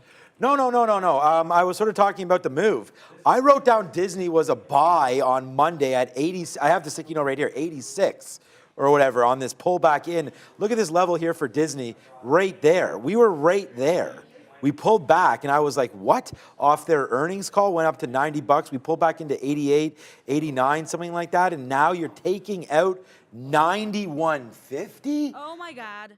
Yeah, that's a little bit of a surprise to me, I must admit it. I did not see this happening for Disney. So congratulations, anybody that's in this name. You know that we've been averaging into this, and now we're finally back into the money on our Disney trade, 91.30. We first bought some in and around this area, averaged back in around like 85, 86, something like that. And we did talk about that on the show. I don't have a problem sharing some of my, my portfolio with everybody, as we've talked about that over and over again. But there it is, man, $91. Look at this, off of earnings, like hold my beer, Disney. Nice move there off VWAP, and then down here off that earnings in the 50 period up to $82. I'm actually wondering if this is maybe a short up at 91.50. Well, this is 91.50 up here, sorry, off 91.50. Huge move up for Disney, up that 2% now. So, wow, just a very, very impressive name in the market if you're going to look non-tech. And I know there's the direct-to-consumer, there's all that kind of stuff with Disney, but still, nice move back all the way to 91.50, kind of catching me by surprise right now. Rivian just got an alert back to VWAP. Yeah, darn it. Rivian right there. We probably should have bought some of those dips there. We did talk about some potential areas of concern there on the dip buys for Rivian down there at 1650. That happened at 1:30. It hasn't happened since we've been back on the air, but I do have an order down there in and around this area to buy. Just coming in right now, VWAP trade on Rivian, taking it out back up to the upside. Rivian always makes me think of the hottest name in the market right now, honestly, is Tesla. I don't know of a hotter one, honestly. I don't know, you can think of one if you have one, but nice move up. And it just seems like it's so aggressive because it just keeps on going once it goes. And we've bounced off VWAP there at 234, but there goes Tesla. I thought I was like making a mistake when I rebought some down here at 205 on that earnings call. And then we made the bottom at 190 or so. Now you're way up. We were 190 back on October 30th.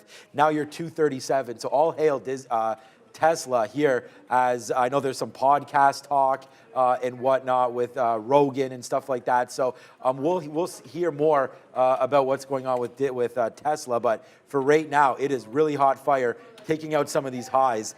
Tesla right now. I said we could get back to that 280 mark, and I think that is possible.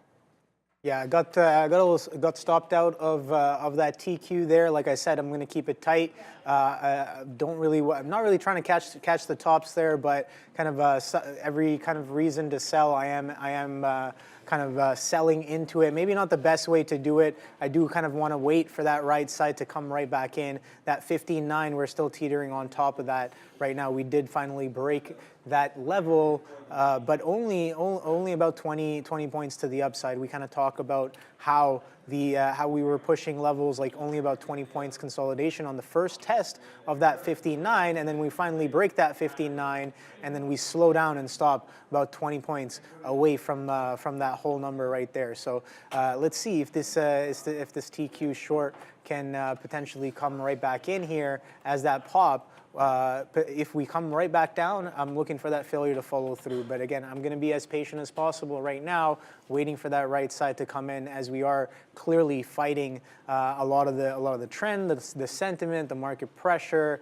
I'm not really respecting it that much by getting so aggressive into the short on TQs, right? There's other places to short which are giving you a much better opportunity if I'm trying to short here. But if I'm trying to short Apple, if I'm trying to short Softy, if I'm trying to short the Spider, if I'm trying to short Google or even Amazon or even Nvidia, yeah, so we're still holding near the highs of the day there, kind of consolidating and chopping and turning. So I'm gonna be as patient as possible, kind of waiting for that move to come in. And yeah, I like that you talked about Disney. Disney, I traded on Friday there.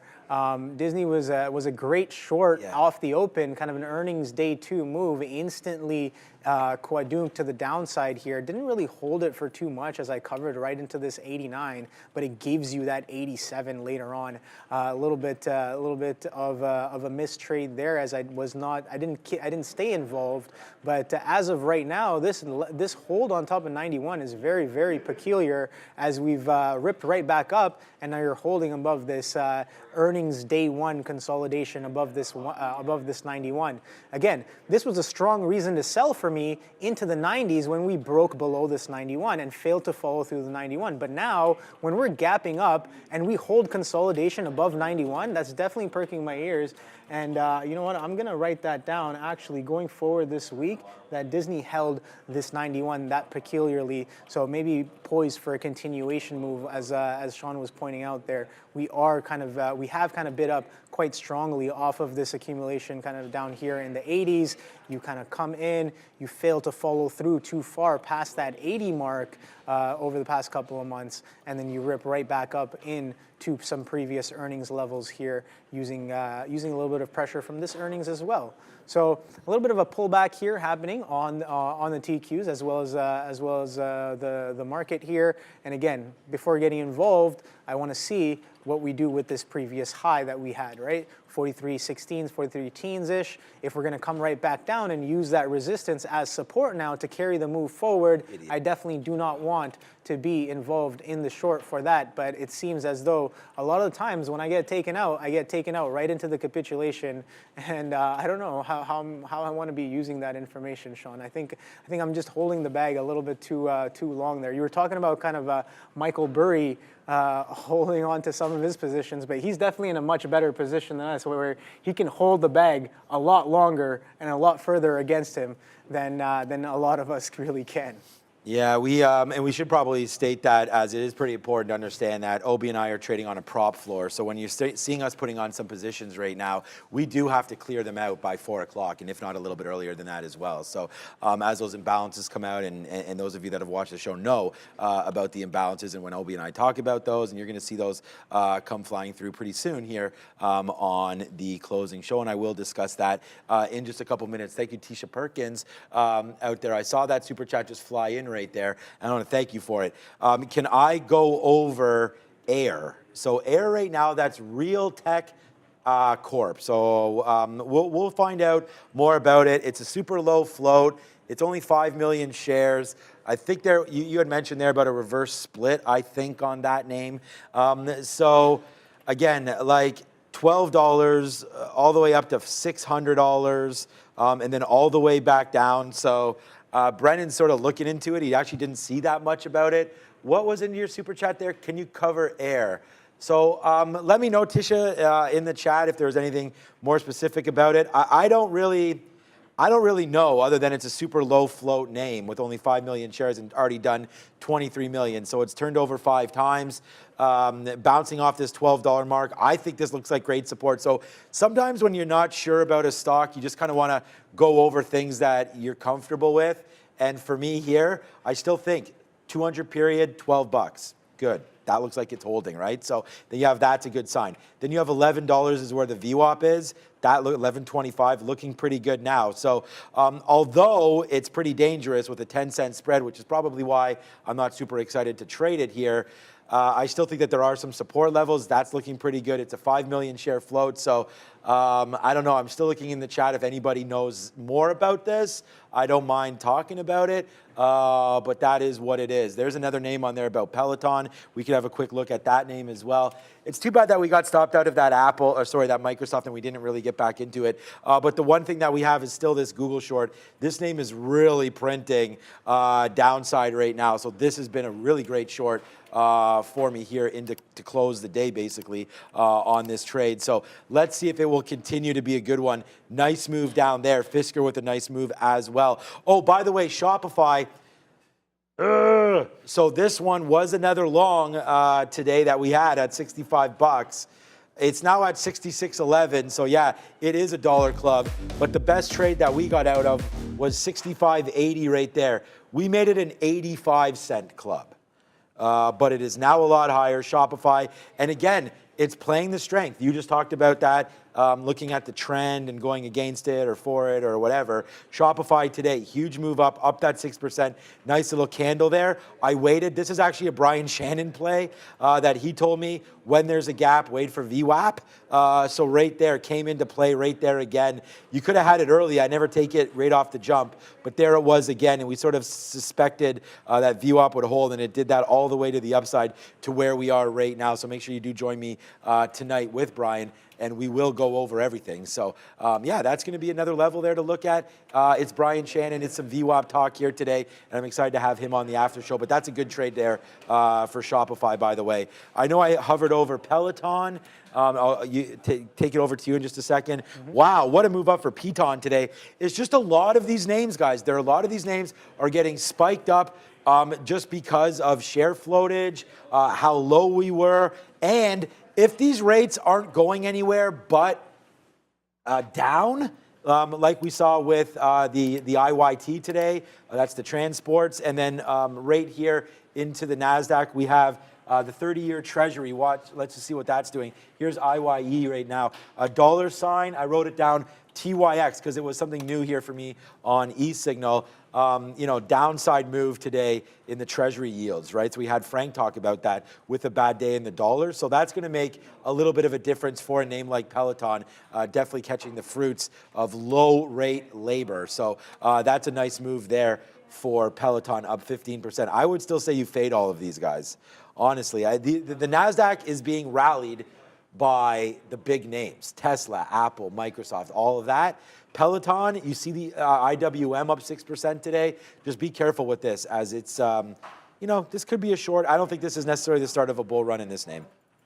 Yeah, so we came right back into that 15.9 and then kind of bid below it and then bid right back up through that 15.9, holding as of right now, kind of this consolidation, these morning highs coming right back in as potential resistance turns support, like we talked about there. But I did get a little short, kind of potentially for the right side of the move here, as we did get some significant selling relative to the move we've had on the upside. And yeah, that 15.9 hold could be very peculiar here, but as it kind of rips right back up, I do have to stay as nimble as possible. Again, we're fighting the trend a little bit here on the day, but it seems like this market just can't stop there, Sean. But is there, okay, so here we go. We got Sweetie Pies with a super chat. Oh, good. Is there an inverse ETF to Tesla? And Yes. I think there is. I think there's TSLL, which is, and then, yes, thank you. I heard someone from the back. TSLS is the daily, here we go. This is the one. The Tesla Bear 1X shares. This is the hourly right now. So this is the Bear ETF on Tesla there. But the fact of the matter is this one does not do as much volume as TSLL, which is the 1.5 long ETF on Tesla. So yes, there are long and short ETFs for Tesla, as there are for a few other companies as well. But the Tesla ETFs definitely trade a lot more liquid than some of the other ones for sure there. So yeah, no, that's a good question there, because not everybody can potentially be or is willing to take that kind of risk on, and sometimes I myself will be I'll find myself trading TSLL, trying to capture the move on Tesla as well. So somebody saying TSDD is a 1.5x inverse, TXDD. Okay, so no, that's okay. Granite shares 1.x ETF, but yeah, this thing does absolutely no volume, absolutely. So here's another thing. If you are going to be trading some of these ETFs that are in relation to a lot of these large caps, you got to make sure that the liquidity is valid enough to trade. Now this one trades only like 20K shares on average, so definitely not one that I would be touching. But that TSLL is one for sure, as it averages about 15 mil per day there on Tesla. So yeah, there's multiple different ways to capture the move on Tesla if you do feel like Tesla can be a little bit overwhelming, as it can be over time. The spread, the volatility, the chop, you definitely have to be very precise in your planning and your entries there. I like preciseness. I think that's obviously very important with today's market. I mean, you got to be. We talked about that scalping in and out through some levels. So another good talk there. Thanks, Obi. As we continue to grow as a community and just get better for everybody every single day here. So again, thank you to everybody for continuing to watch, and I hope that we can continue to put on a great show. Neil will be back in the saddle tomorrow.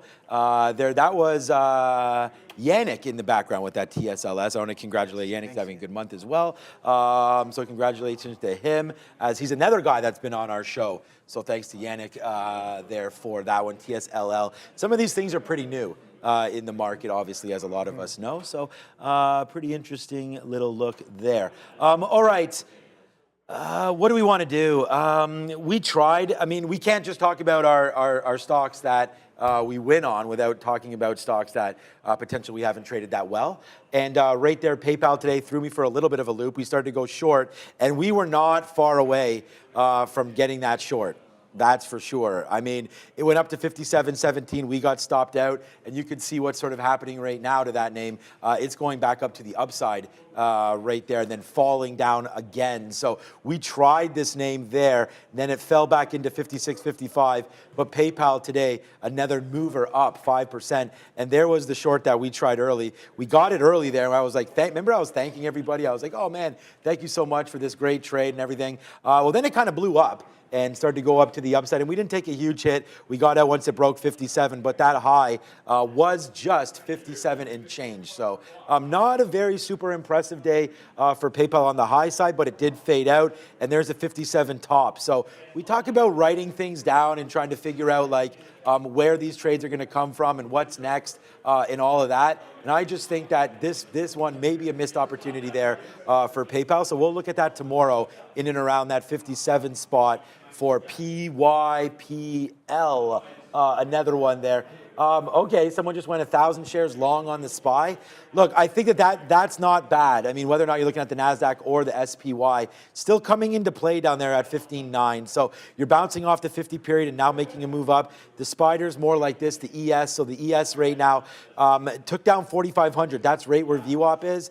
I just want to say, if you're going to be careful with your trades, just be careful of us losing that 50 period again. So the SPY right now, I love trading this, and I've actually got away from it, and I should not have. I should be all over this. I love trading the SPY, and we should have got into that. But the NASDAQ, it is at the highs still, so just be careful. Unfortunately, I got to get rid of that wick at some point there. But yeah, just be careful with it. I still like the name, but it is a dangerous slope for the SPY, especially if you're using a lot of shares in this environment. So just be careful with it. But a good call on that SPY short or long. I wish you the luck. I just watch out for this 50 period. It's getting pretty slippery down here. Yeah, a bit of a pullback happening here on Alphabet as well as Apple, as well as the SPY. SPY actually got up to 450 there, Sean. I was waiting for that level to come in. I miss it. And it only pushes 450 by about 6 pennies before coming right back in. And yeah, take a look at Google as well. A little bit of a quadrunk to the downside as I'm seeing a lot of red here on my tape below the bid, pushing through into the bid. A lot of orders kind of coming in here on the Google. Apple turning, Softy turning. Alphabet underneath VWAP. The last one that had the last ones that really need to turn now are the Amazon and the Nvidia. And let's take a quick look at what our friends Meta and Tesla are up to right here. Meta near its highs, and so is Tesla near its highs there. But yeah, as I pointed out just now. Right here, take a look. A little bit of a failure to follow through off of these previous highs there, Sean. Take a look at Apple. Very clean rejection of that pre-market high level coming in, and with VWAP being so strong going into the later half of the day, and as we're printing near highs of days, maybe we're poised for a little bit of a pullback here back into where this demand has shown up multiple times over and over again. Not just on Apple, on a lot of names, kind of respecting that VWAP, a little similar story as we've been talking about over the past few weeks. Kind of in and around VWAP seems to be a great place to interact and structure your trading plan around, whether that be for initiation or for targets or take profits or whatever it is. VWAP seems to be where the party's at as of late. Where the party at? Very patient with Fisker this morning as we waited for the dip buy opportunity. As we waited, I wish I could just tweet what I'm saying. As we waited for this dip buy opportunity. So I'm just tweeting this out right now because it was on our sticky note and exactly that. So I'm just marking it down on the sticky note right now that we did have a good buy opportunity there today on Fisker. We waited for it and look what just happened right now. Boom, 30 bucks. Yeah, I wish. 30 cents right there for Fisker. So a nice move up. We just take it out, and that's what it's all about, man. Waiting for this opportunity, taking advantage. And then this is the opportunity that I'm really happy with right now, and that is the fact that it did have a nice move off the open, and it basically just confirmed what we thought, that there was going to be some short covering here. This name is 44% short. Nice move to the upside. Then we just waited for it to fall back in. We don't have the best price of 12, but we have 18s. And there's some cover there on Fisker. So very, very light now, 5% left as we get most of it out right there now. So that's a good trade. Google making moves down, fine. The market's kind of just, I mean, I'm still trying to watch out for Palantir. We did have a great trade in Palantir, by the way, where we held our last 10% before getting stopped out, but that was a good short off of 20 flat. We got short 19.99 there, like it was on sale, 19.99. Yeah. And then there's some covers back in 90s and so on and so forth for Fisker. For Palantir, did make the move down into 1970. Still like the name, still like the potential here for this. And it's just, I mean, let's go. Where the heck's my hat? It's over here. Yeah, I really like Palantir has been a really, really successful name over the last little while. We'll continue to watch out for PLTR stock. And it's one of my top stock. It's one of my top stocks today, believe it or not, even though we only had that one trade. So again, we talked about putting on more shares at certain levels. When you have a $20 level sitting right there, I put it on. The stop was at 03. We get stopped out there. But again, 3 cents worth of risk, honestly, guys. 3 cents worth of risk to cash out here in the 90s, low 90s, and then our best out is 86s or 87s there. Like that's the risk to reward that you want to put on a stock like this. So for me, Palantir, really, really happy about the trading on that name today as well. As now it's just barcoding. And what I'm getting at, or what I'm trying to get at, is it's very hard to put on trades when the stocks you're looking at aren't doing anything. SoFi, you mentioned to me SoFi earlier. Yeah. Yeah, wow, up 6%. Look at this. Right Somebody in here. the chat mentioning. Yeah, people love SoFi, man. DraftKings high of the day apparently right now as well. Wow. Some of these names just continue to make moves here. And that's another one, DraftKings. Yeah, I had that one on watch as well earlier. I didn't take a look you know at what? it What did. is ARK up?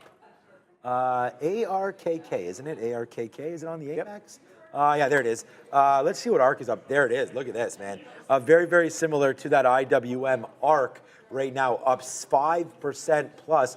Look at this move up for ARK. Like, you know, whether or not you've rode with Kathy all the way down and now all the way, it's not all the way back up. I don't even want to zoom back out. This name was 120, 130 bucks, but down here into the $40 range. Good move up for ARK, as a lot of these names are catching some fire today. I really like DraftKings. I did sell some of my DraftKings position. I don't even want to look at the daily chart of it because it's probably, yeah, look at this. We just sold some into this consolidation. So I did get lighter on DraftKings. Unfortunately, I did. Look, I believe in the name, but this is such an epic move up that we didn't have to, but we did get lighter on this. Can the market hold all of this? Like, I don't know. What are the early imbalances? Brett, thanks for the chat there. I actually missed it, so that's my bad. 384 million to sell. So thank you so much there, whoever that was in the chat. 10 months for D. Westermeyer. Feel like you've been longer, you probably have. Shannon, you're doing a fantastic job. Thank you so much, man. DXY also break that 104. Yeah, make sure you do smash the like and the subscribe. It was right here. Where was it? Palantir, 1450. Yeah, that's what I'm saying, D-Loaf, man. Palantir was a monster. I know ENPH, John, and everybody. Enphase making moves up on the likelihood of no more rate cuts, or rate hikes, sorry. Nice move there. All right, there it is, D. Westermeyer. Thank you so much. There it is, DraftKings high of the day. So thank you for bringing that up, Michael. And yeah, good move upside for DraftKings today. Yeah, for sure. The imbalances. Yes, we still got some time, right? We got about 9 minutes left till they kind of come out here.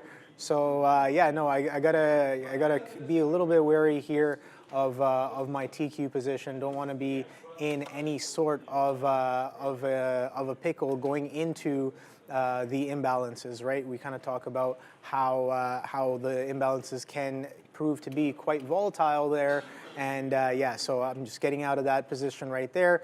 Got only about just under 8 minutes, roughly about 15 more seconds till 8 minutes there, till the imbalances come right back in. And yeah, we're holding well above, we're holding a consolidation above that 15.9. So I'm going to respect that going into the later half of the day. Now, like I said before, I did take yesterday off. It wasn't feeling too well early on in the weekend, and it was feeling better by Sunday. But I was like, I'm going to take one extra day off. Just to let that feeling kind of go away, but clearly not in sync with the market today. In my opinion, my trading has been quite atrocious here, as I've been trying to push my biases onto the market there, and yeah, even though I have been stopping out, even though I've been attempting to manage some of these trades as well as possible, some of them clearly need a lot more work as I keep on averaging in to some of these losers, right? In between, everything else is fine, but it's when I start to fight it and start to get really convicted of the idea, but the price action is not really confirming the idea. The price action is kind of doing the opposite of what I'm looking for, and I have to start respecting that. Again, bigger picture idea today was what? CPI was probably the largest catalyst, right? Market catalyst. We got an unusually, I guess, relatively different number than we have from before. Projected, we got much lower than projected. So the market slammed up to the upside and held a lot of these levels. So going forward, I should be, again, using that information to be nimble on the shorts and be more aggressive on the longs. And I still have to get better at doing that because like sometimes I'm finding myself, if I do have a bias one way or another, I get too aggressive, not respecting those market nuances that literally, in my opinion, would make a big difference. Because if you understand that the buying pressure on the day is a little bit sustained, and due to that, I want to be more nimble on the shorts, clearly, I wouldn't be as aggressive and adding into the shorts here. I might be adding more into the longs because I'm like, okay, we do have some tailwind from buyers that could bring us right back up. And clearly, the long has been a lot more forgiving today after the midday session, right? After about noon, when we caught a little bit of a base in and around some of these places, we got that continuation move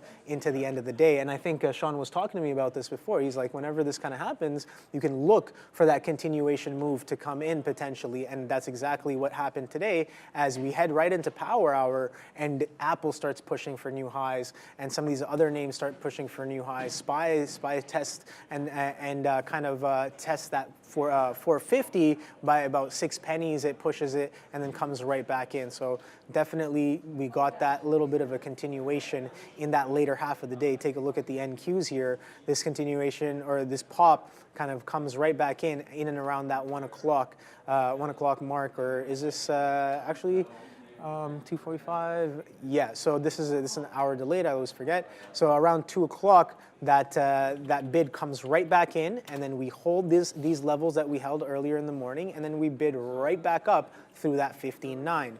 So maybe this is kind of a setup for a push towards that 16th thou. We kind of have seen in the past.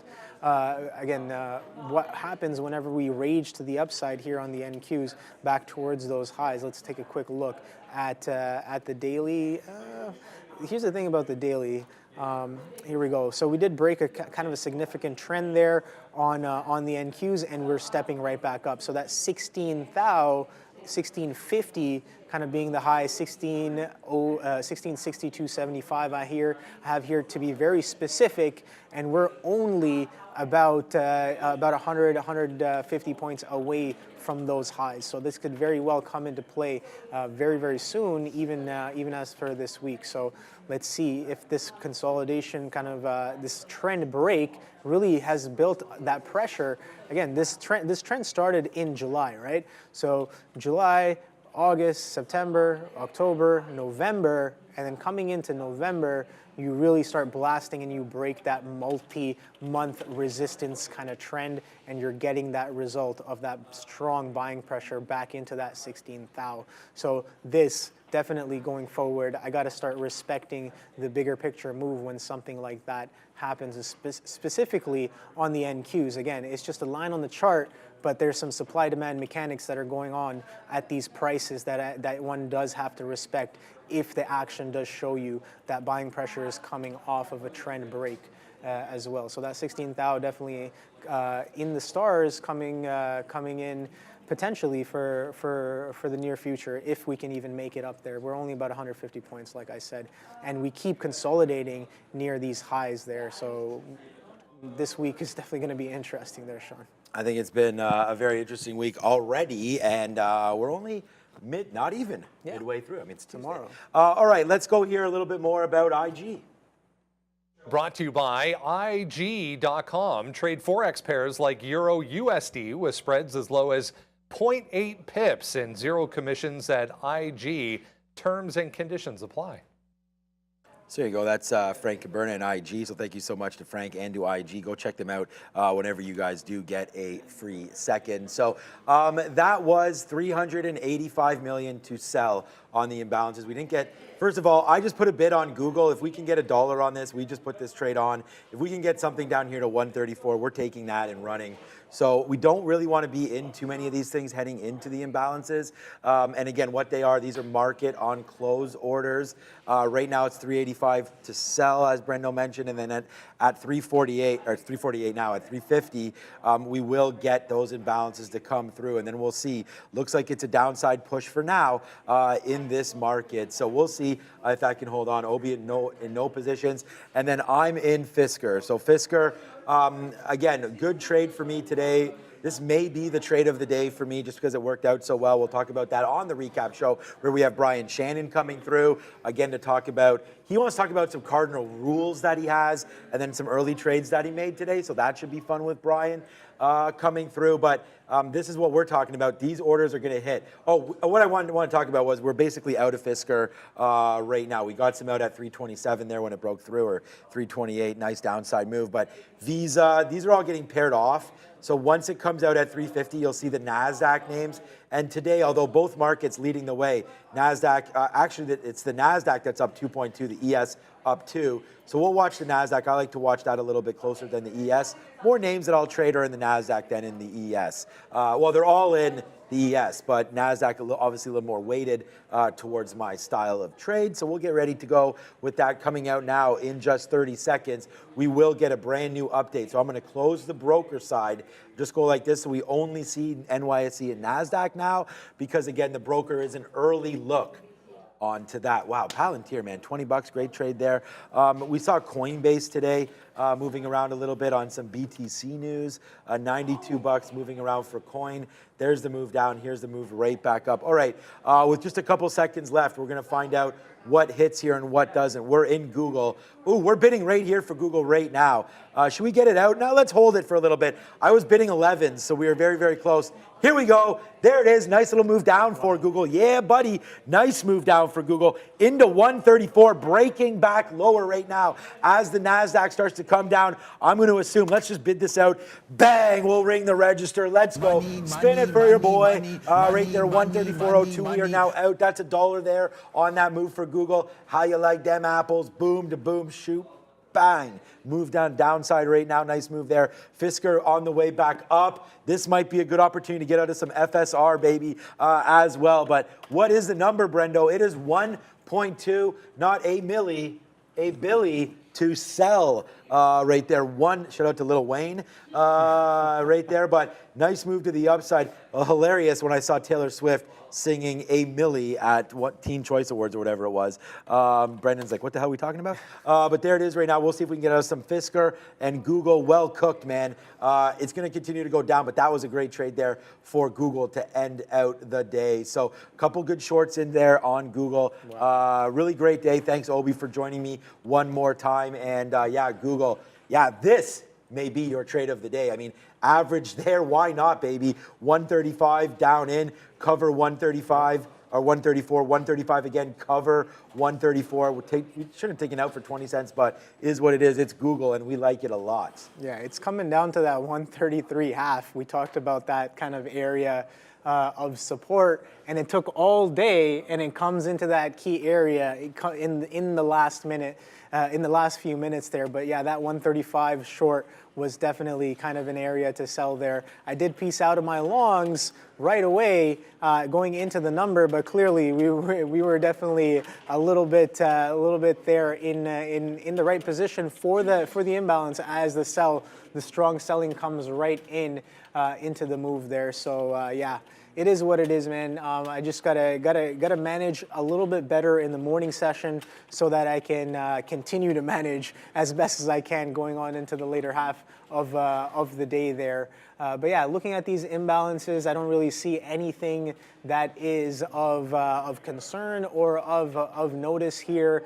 Nothing too crazy there. I got the Apple is a excuse me, is a 1.3 mil to sell here, as I have it right here on board. Apple, Amazon's also a sell, whereas Google is also a sell as well. Kind of a lot of these chips kind of coming in, and clearly the market did not like that 15.9, and you smash right back through that. So the reason for the trade was to take it through that 15.9, and that move is definitely coming into play here. If you took any idea of a short on any of the larger constituents using that kind of a 15.9 previous high area, that really did come in. Take a look at the move right here. I got Google and TQs right in front of me, but I'm also watching Apple, Softy, and Amazon. But Google is the one that is feeling it the most, I think, Sean, as the market comes right back into some of these areas. That 59 is probably gonna stay key. But here's an interesting thing about the Apple. Apple does come right back in, but take a look at where we're catching a bid here. As the market tumbles to the ground, Apple catches about a 20 penny bid on top of VWAP. So the VWAP hold and churn today is very peculiar here, as VWAP has been defended quite strongly. Again, very strong CPI. Going forward, let's see if we get a continuation move off of this CPI there. If we hold some of these levels, we talked about some of these levels already holding on certain names there, right? Let's take a look at Disney and see what it's doing with that 91. We talked about how well of a hold 91 has been having since we broke back above that range. So we kind of rip right through, and that 91 is still holding as the market kind of slams right back in. Take a look at the strong sell candle that comes in, and yeah, the market kind of doing a little bit of a pop down as I just saw this red candle kind of accelerate back down to the downside. 15,870s printing now off that 15.9. So about a 25-point pullback off the break off that 15.9. You consolidate, you wick above, you look like you're going to hold and step above previous high, but then you come right in with that imbal.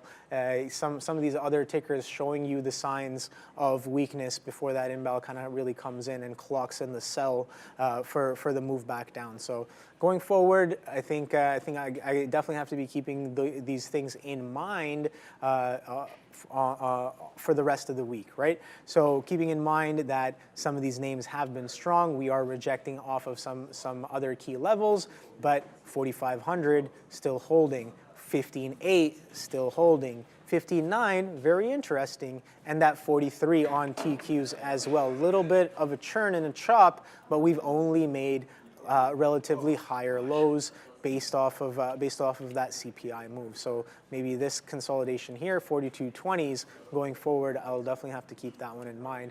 But yeah, Sean, how's that? Are you still short that Google? I want to talk about it. Yeah, it came down right into that support. Thanks for bringing it up, dude.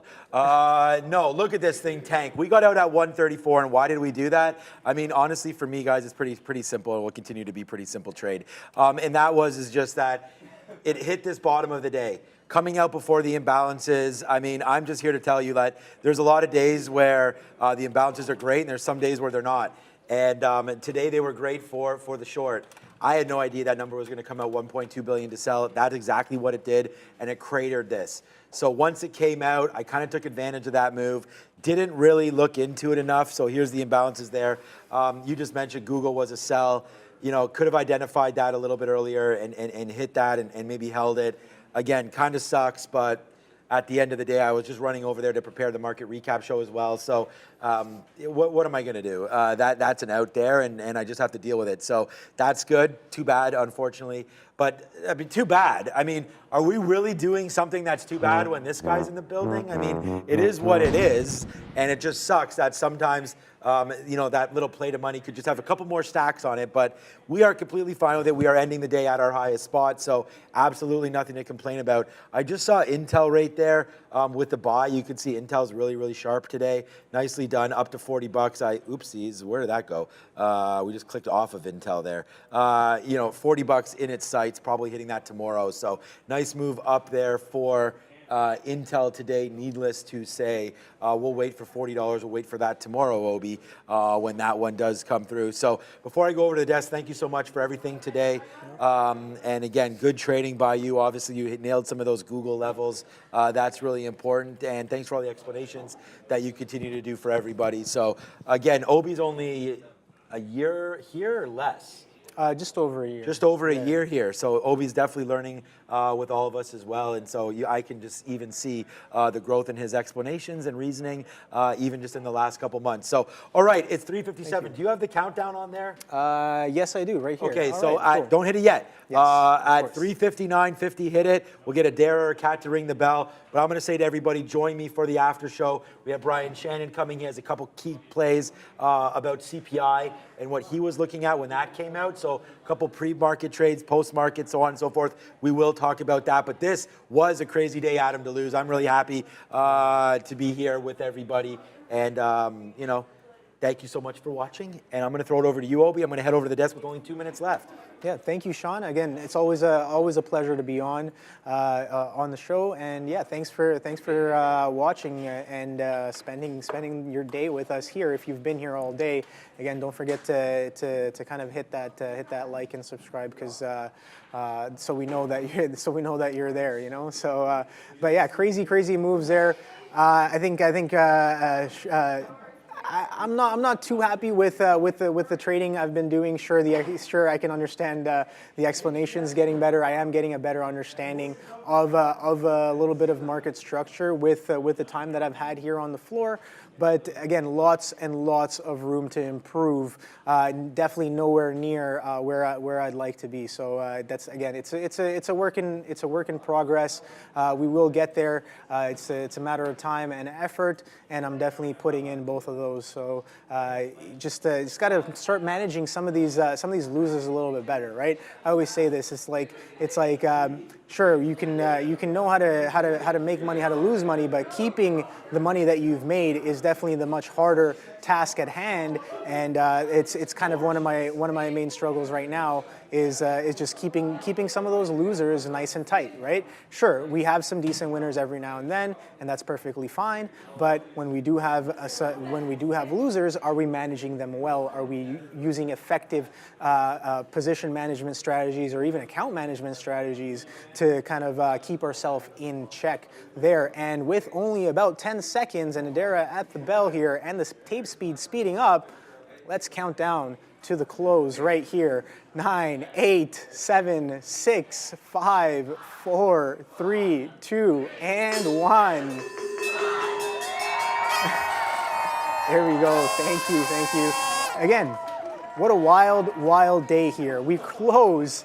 Google closing near some of its lows on the day. Obviously not the lows of the pre-market session, as the pre-market had a strong wipe up. But some wild action there for sure. Take a look at the TQs as I speak. It's ripping right back up to the upside off of that 43. So absolutely wild there. But yeah, thank you for spending your day with us here. We hope that you got some sort of value from the different sessions we have going on. Again, some new stuff happening with the midday show and everything. So we hope you guys are enjoying. Make sure you leave your feedback in the comments and everything so that we can stay on top of that stuff.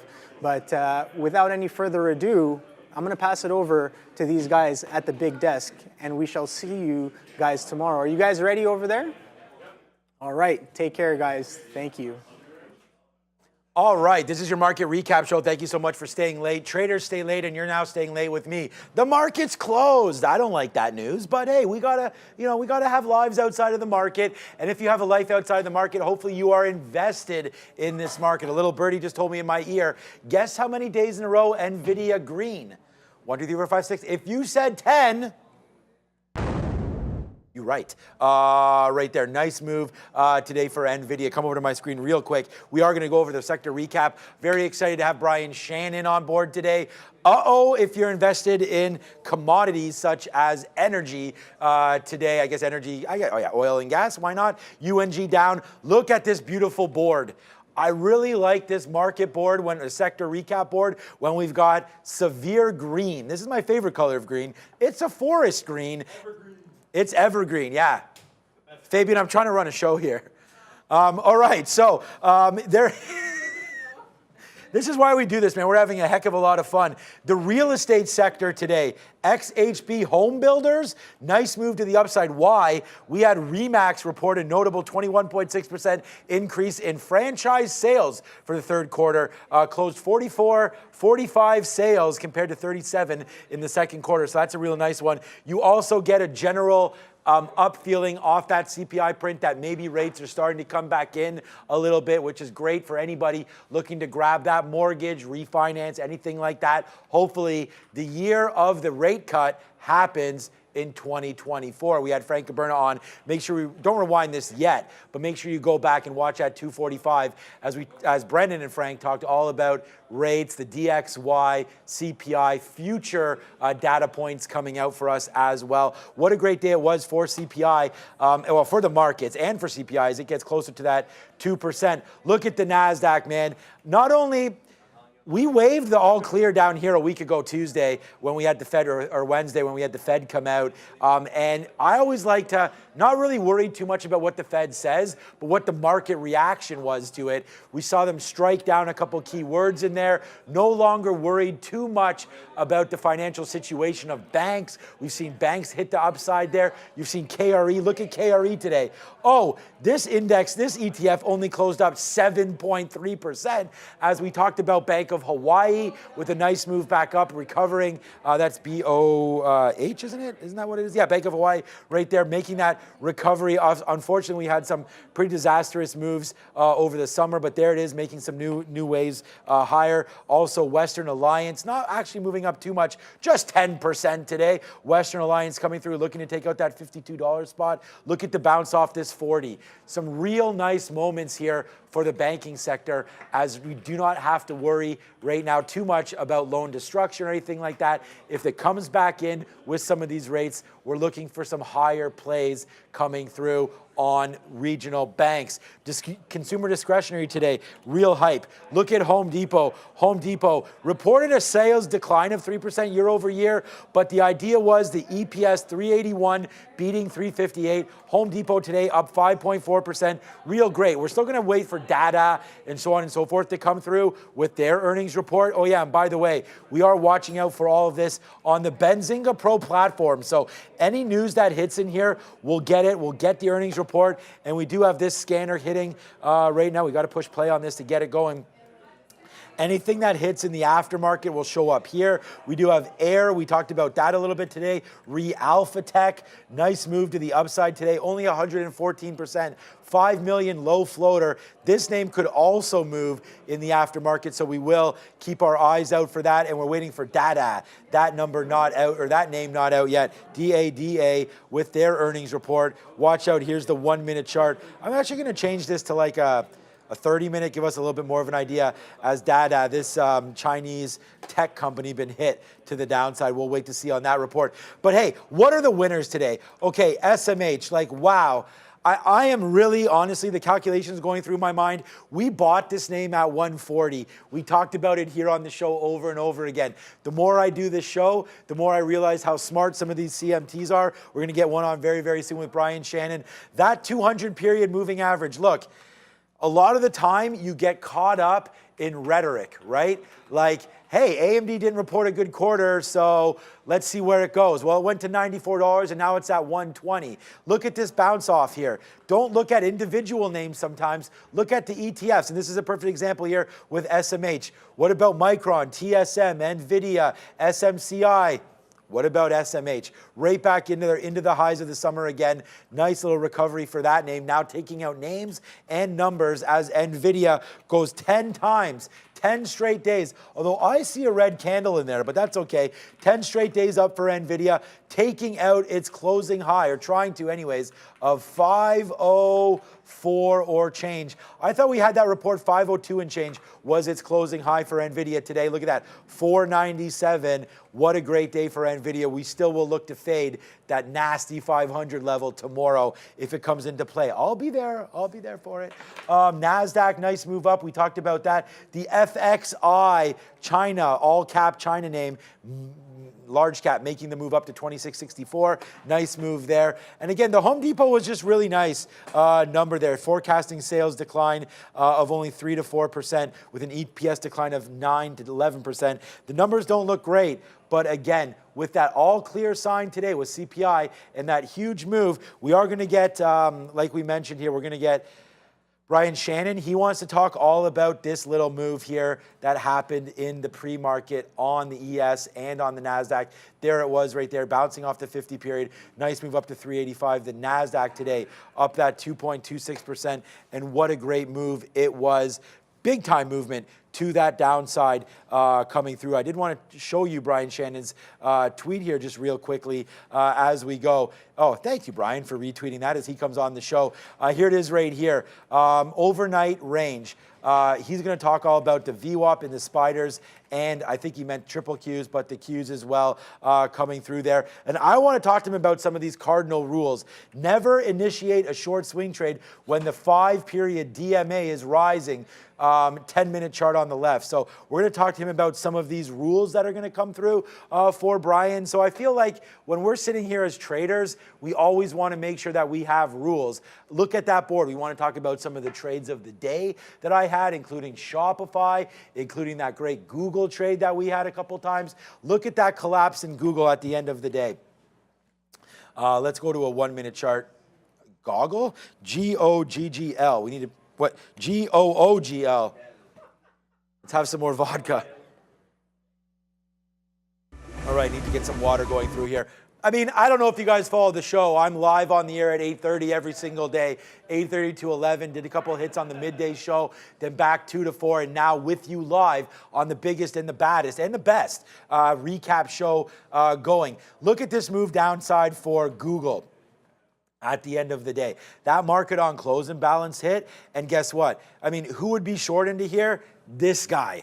So we were short right now. Look at this trade here for me on Google. I was going to save this for the trade of the day to talk about it after. I do have Shopify on my mind as well, but look at these two shorts. Bang right there, and then bang right there off of 135. This short, literally, I mean, we shorted it at 89 there. It had about a 15 or 20 cent stop in it up to that level right there, same as this.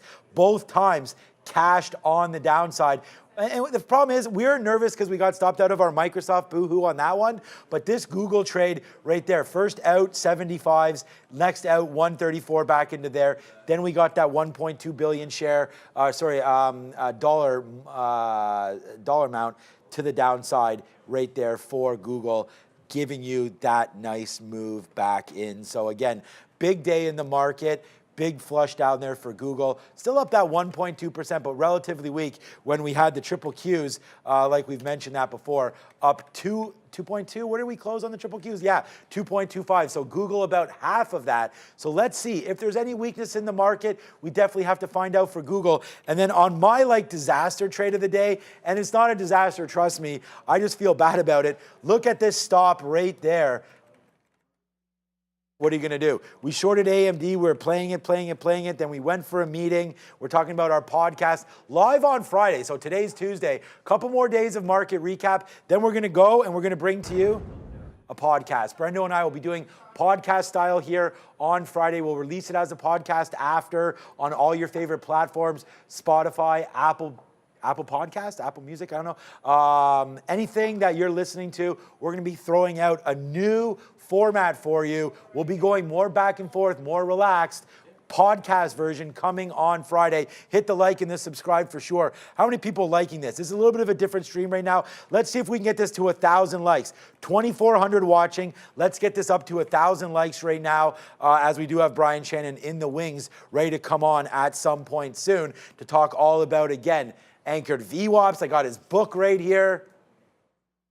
It's just always on this desk, so it's not like I sit here and read it every day. But thank you to Brian for coming through one more time here today to talk about his trades early. And I want to ask him about some of those cardinal rules. Thank you, Brian, for that. Is Dada out yet or what? I'm not seeing anything on this. Let's go over to our Benzinga Pro platform one more time and see what is hitting. That's not Capri. That's Capricorn Therapeutics. I'm not seeing anything. right now. So we'll see. There are some moves in Bitcoin today. We can go over that a little bit. Getty today. I mean, that was something that was on our board. So Getty, let's go have a quick look to see what's happening with Getty, G-E-T-Y. So we will get that one. Nice move to the downside, breaking through $4. Now down that 3% after having a nice upside day, giving some back into $4 goes Getty. No other reports coming through from what I can see on this platform right now. It's now time to let's do something that we've done before in the past. Let's go to have a quick look at where the money was made here at Day Trade the World. So again, I know Brian, from reading his book, has some prop trading experience. I've only ever traded props. So I started, God, I'm old, man. Fabian, man, I wish I had your youth, my friend. I like the stash. Is that a Movember? Let's go to the double count here. The double shot when you get a second. Is that a Movember thing or? It's a lazy thing. It's a lazy thing. I like that. I like that. Look at this guy. Handsome gentleman there. Thank you. He's getting it all set up, locked and loaded as Fabian and Ramin. You know, the best we've had. So I want to say thank you so much to that. All right, yesterday, we keep talking. Oh, yeah, by the way, I was going on the fact that I've been here 22 years. Obviously, the responsibility, my account size has continued to grow. We're now doing this show. I traveled all around the world. We have over... Well, right now we have about 3,000 traders active on the P-Pro platform here at Day Trade the World, over 300 offices worldwide. I was sent as just a young wee chap trading here. Young lad, that's a good one, right? And we started trading. I was on the floor for about a year or two. Then I was able to graduate. There's graduation levels. At that time it was $5,000. I was able to make $6,000. You can walk right through, Fabian.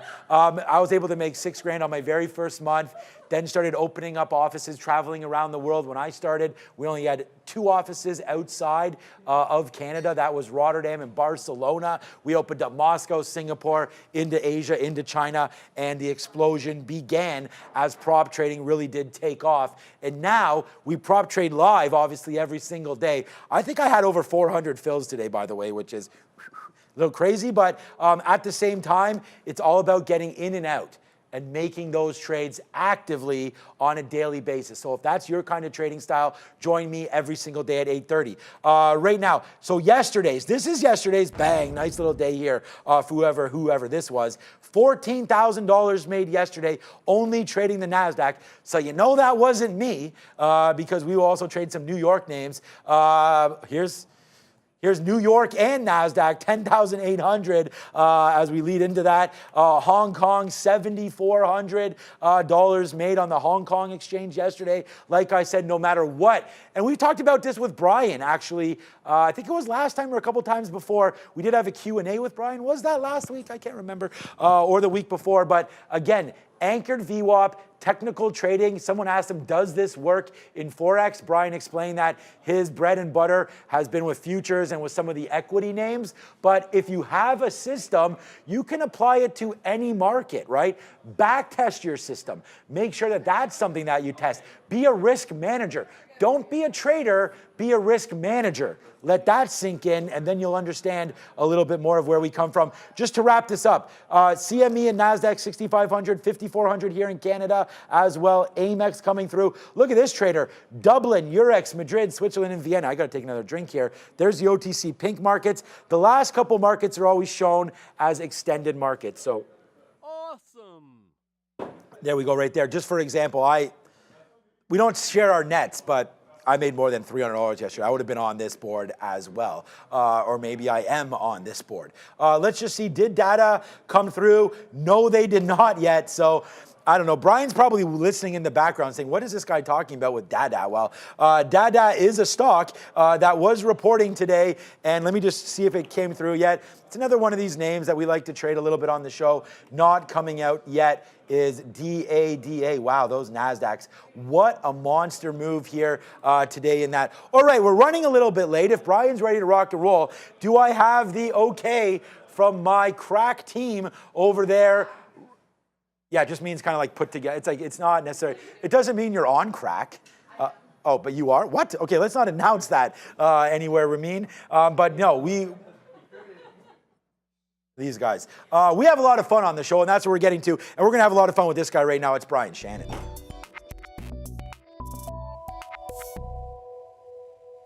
All right, Brian, thank you so much for joining me once again here today. Wow. I mean, this NASDAQ is absolutely on fire, and we want to talk a little bit about some pre-market trading. You had mentioned some moves there today on the cues into that CPI. I think this move caught me off guard. What say you? And how are you, Brian? I'm doing well, Sean. I mean, yeah, it caught a lot of people off guard, which is why we had such a big gap and continuation. Could you imagine being the people who hold these things overnight short? I mean, they've just been crushed the last 2 weeks. It's just really something to behold. And the semiconductors at a new all-time high today. Yeah, we talked about that SMH play right here. I mean, I was in love with SMH. Look at this. You would know this as a CMT, obviously. I don't need to tell you. But look at this daily 200 period. Now, ever since doing the show, I'm talking about doing the show a couple years ago, but this 200 period moving average, there's that bounce off 140, and there's the explosion to the upside. And you and I talk about this all the time. It's going, NVIDIA 10 straight up days as we get ready for their report coming through on the 21st. Am I accurate when I say stuff on the show about, and we've had, again, a couple of CFTs. We have JC Peretz coming on. I'm sure that you're aware of JC. Yeah, he's JC's coming on Thursday. So that's going to be very exciting. And I hear him on some podcasts, and he goes, I don't really care about any of these reports. We're just looking at the numbers. We're looking at charts, and that 200 period moving average on a daily has been really awesome lately. I'll tell you what, if you can look at my screen, I want to make an argument against the 200-day moving average and tell you what's even more important than that. This black line right here that you're talking about, that's the 200-day moving average. And it hit right in there. We can see that, right? But look at that blue line. That's the year-to-date anchored volume-weighted average price. Right. Which has been more useful this year, the 200-day moving average or that anchored volume-weighted average price from the beginning of the year? When we were touching it over in these areas, the 200-day moving average was so far away, it was completely irrelevant. Correct. So I will make the argument that year-to-date anchor is much more important, and that's where we got the bounce. It happened to be a coincidence the 200-day was there this time, but the year-to-date anchor is more important than that 200-day moving average. Is that something? Yeah, no, great points there. And I feel like, again, Anchor View Up, pick up the book if you want to understand exactly what's going on there. Is that something that you do every year? Is you'll look for that key level? Do you also potentially do the half year as well? Or is it just a yearly thing that you're always looking at consistently over the last decade or whatever? Great question, because it gets confusing if you leave all of these anchors on there. So I use the year-to-date anchored VWAP. Of course, I've always got the daily VWAP and yesterday's as well. And then, after Wednesday or Thursday, that, turns into the week-to-date. I've got the month-to-date and then off highs and lows. So already, I would probably look at too many anchor points, but they all provide value at some point in some way. The trick is to know when to get rid of them. So this year's anchored VWAP from the beginning of the year, I'll likely keep it on until the first quarter of next year. And if it stops becoming relevant, then I'll just get rid of it. Similar to the anchored VWAP, for the S&P 500 that we saw the anchor off of the all-time high and this low. I mean, that's kind of where we found those buyers in the S&P just in the last week and a half, and not anywhere near that black 200-day moving average, which we violently undercut. Instead, we came down to the anchor from the low and from that high over there last year. So there's, it gets tricky. It's analysis. It's the art of the analysis and or more the science of the analysis, and then the art of trading, which is, of course, where you specialize, Sean. Oh, well, thank you for that. But yeah, no, and I think that we all have to learn off of each other as well, and that's a very, very key point. And speak about learning off of each other. I do appreciate all these little tidbits that you put up on Twitter, on X, for all your followers and for guys like me as well. And you can follow Brian Shannon. Make sure you all do that right here at Alpha Trends, and go to alphatrends.net as well. Go check out what Brian's up to. But right here, if you come over to my screen, this is something that I think can save a lot of traders. And I don't know if you want to talk about it. You do have a couple world examples here. Better off me leaving it for you than for me. But never initiate a short swing trade when the 5 DMA is rising, right? And that's what this chart here on the left. And then your second point is a short day trade when price is above the rising daily VWAP. So I know this is kind of right in your wheelhouse right now, but I think that as a risk manager, Brian, that is something that you and I and all traders need to understand. Do not put yourself in, and I did this today with Microsoft. I wasn't really feeling the short, but it was kind of there technically, but I didn't really get that feeling that I should have taken it. And what wound up happening is it blasted up and I did get stopped out of that trade. So that's 2 rules right there. Do you mind just going over what you mean by that with maybe some examples? Sure. I mean, so I talk forever about the 5-day moving average. And when I talk about the 5-day moving average, here we're looking at the S&P. This is the same chart just updated. The S&P 500, the SPY, with that orange line is the 5-day moving average. So my general rule is that while the 5-day moving average is declining, and this goes back to middle of last month, I don't want to be a buyer. I'm not going to buy the dip because it tells me that trend is still lower. As it starts to turn sideways, more neutral, now that we've had this 5-day moving average rising this entire time since this low last month, I don't want to short this market. Now, that's for a swing trade. So my swing trade bias is basically made on that 5-day moving average. Last week, Thursday, I think it was, we undercut the 5-day moving average, but that 5-day moving average was still rising. So I was highly cautious, thinking that if we were going to sell off, it might actually do this, and then we would see a bigger decline. That didn't happen. Instead, we continue to make higher highs and higher lows above the 5-day moving average. Now, when it comes to day trading, Sean, I'm a terrible mean reversion trader.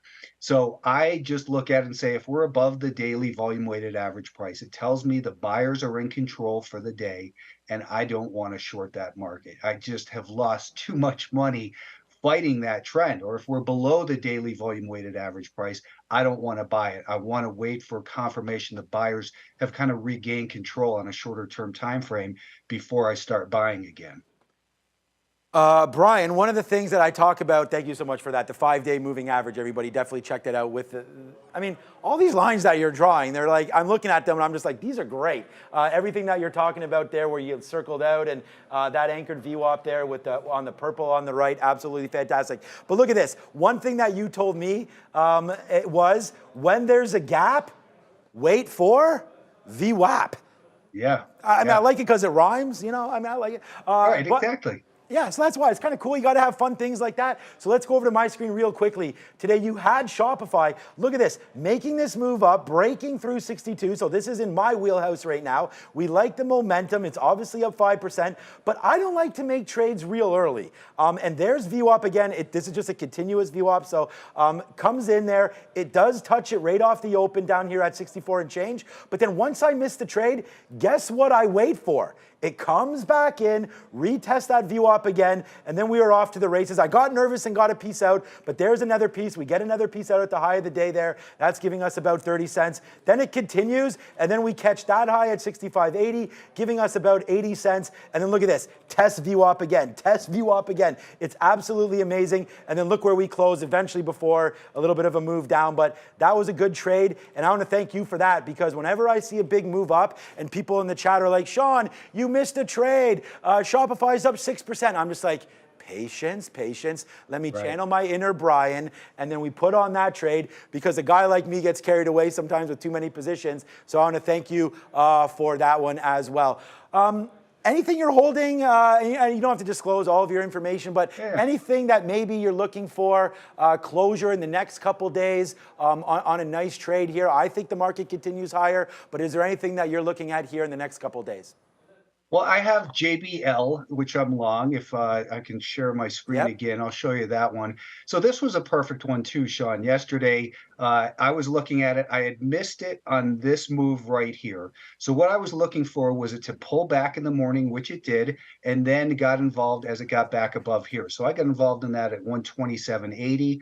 I did take 1/3 off at a gain of $1.70, and now I've got a stop at 131.35, which I'm most likely going to raise. I got really lucky in Lululemon. That one was kind of unexpected, but same thing. It gapped down, touched the prior day's VWAP and that 5-day moving average. You got involved there. And those are ones I'm in now. So I've got 2/3 of that one left. I'm kind of looking at STLD. This one, if you look at it, it's steel stock. So, Steel Dynamics, here's the weekly chart.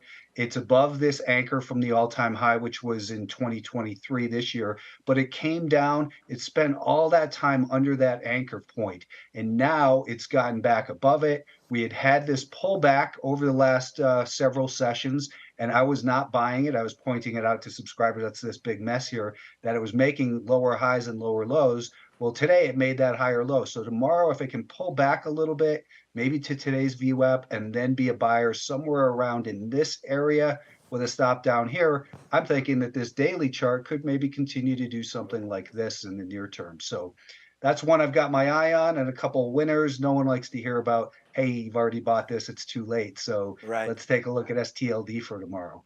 I'm excited. I own Nucor, N-U-E in the space, and I do like that name as well. Thank you so much for all of the ideas. Again, all of the viewers can go find you at the information below. Thank you so much, Brian, for coming through again today. And we always have a lot of fun on the show. So I want to thank you for bringing some of those ideas and making me a better trader anyways. So for that, I thank you. And so do the 2,500 that are watching as well. So that's Brian Shannon. Go pick up his book if you haven't. I wouldn't just keep on pushing it if I didn't believe in it. We don't, this is just a friendly thing. So thank you so much, Brian, for coming out again. And best of luck to everybody, all your subscribers. And we'll look forward to some more trades from you soon.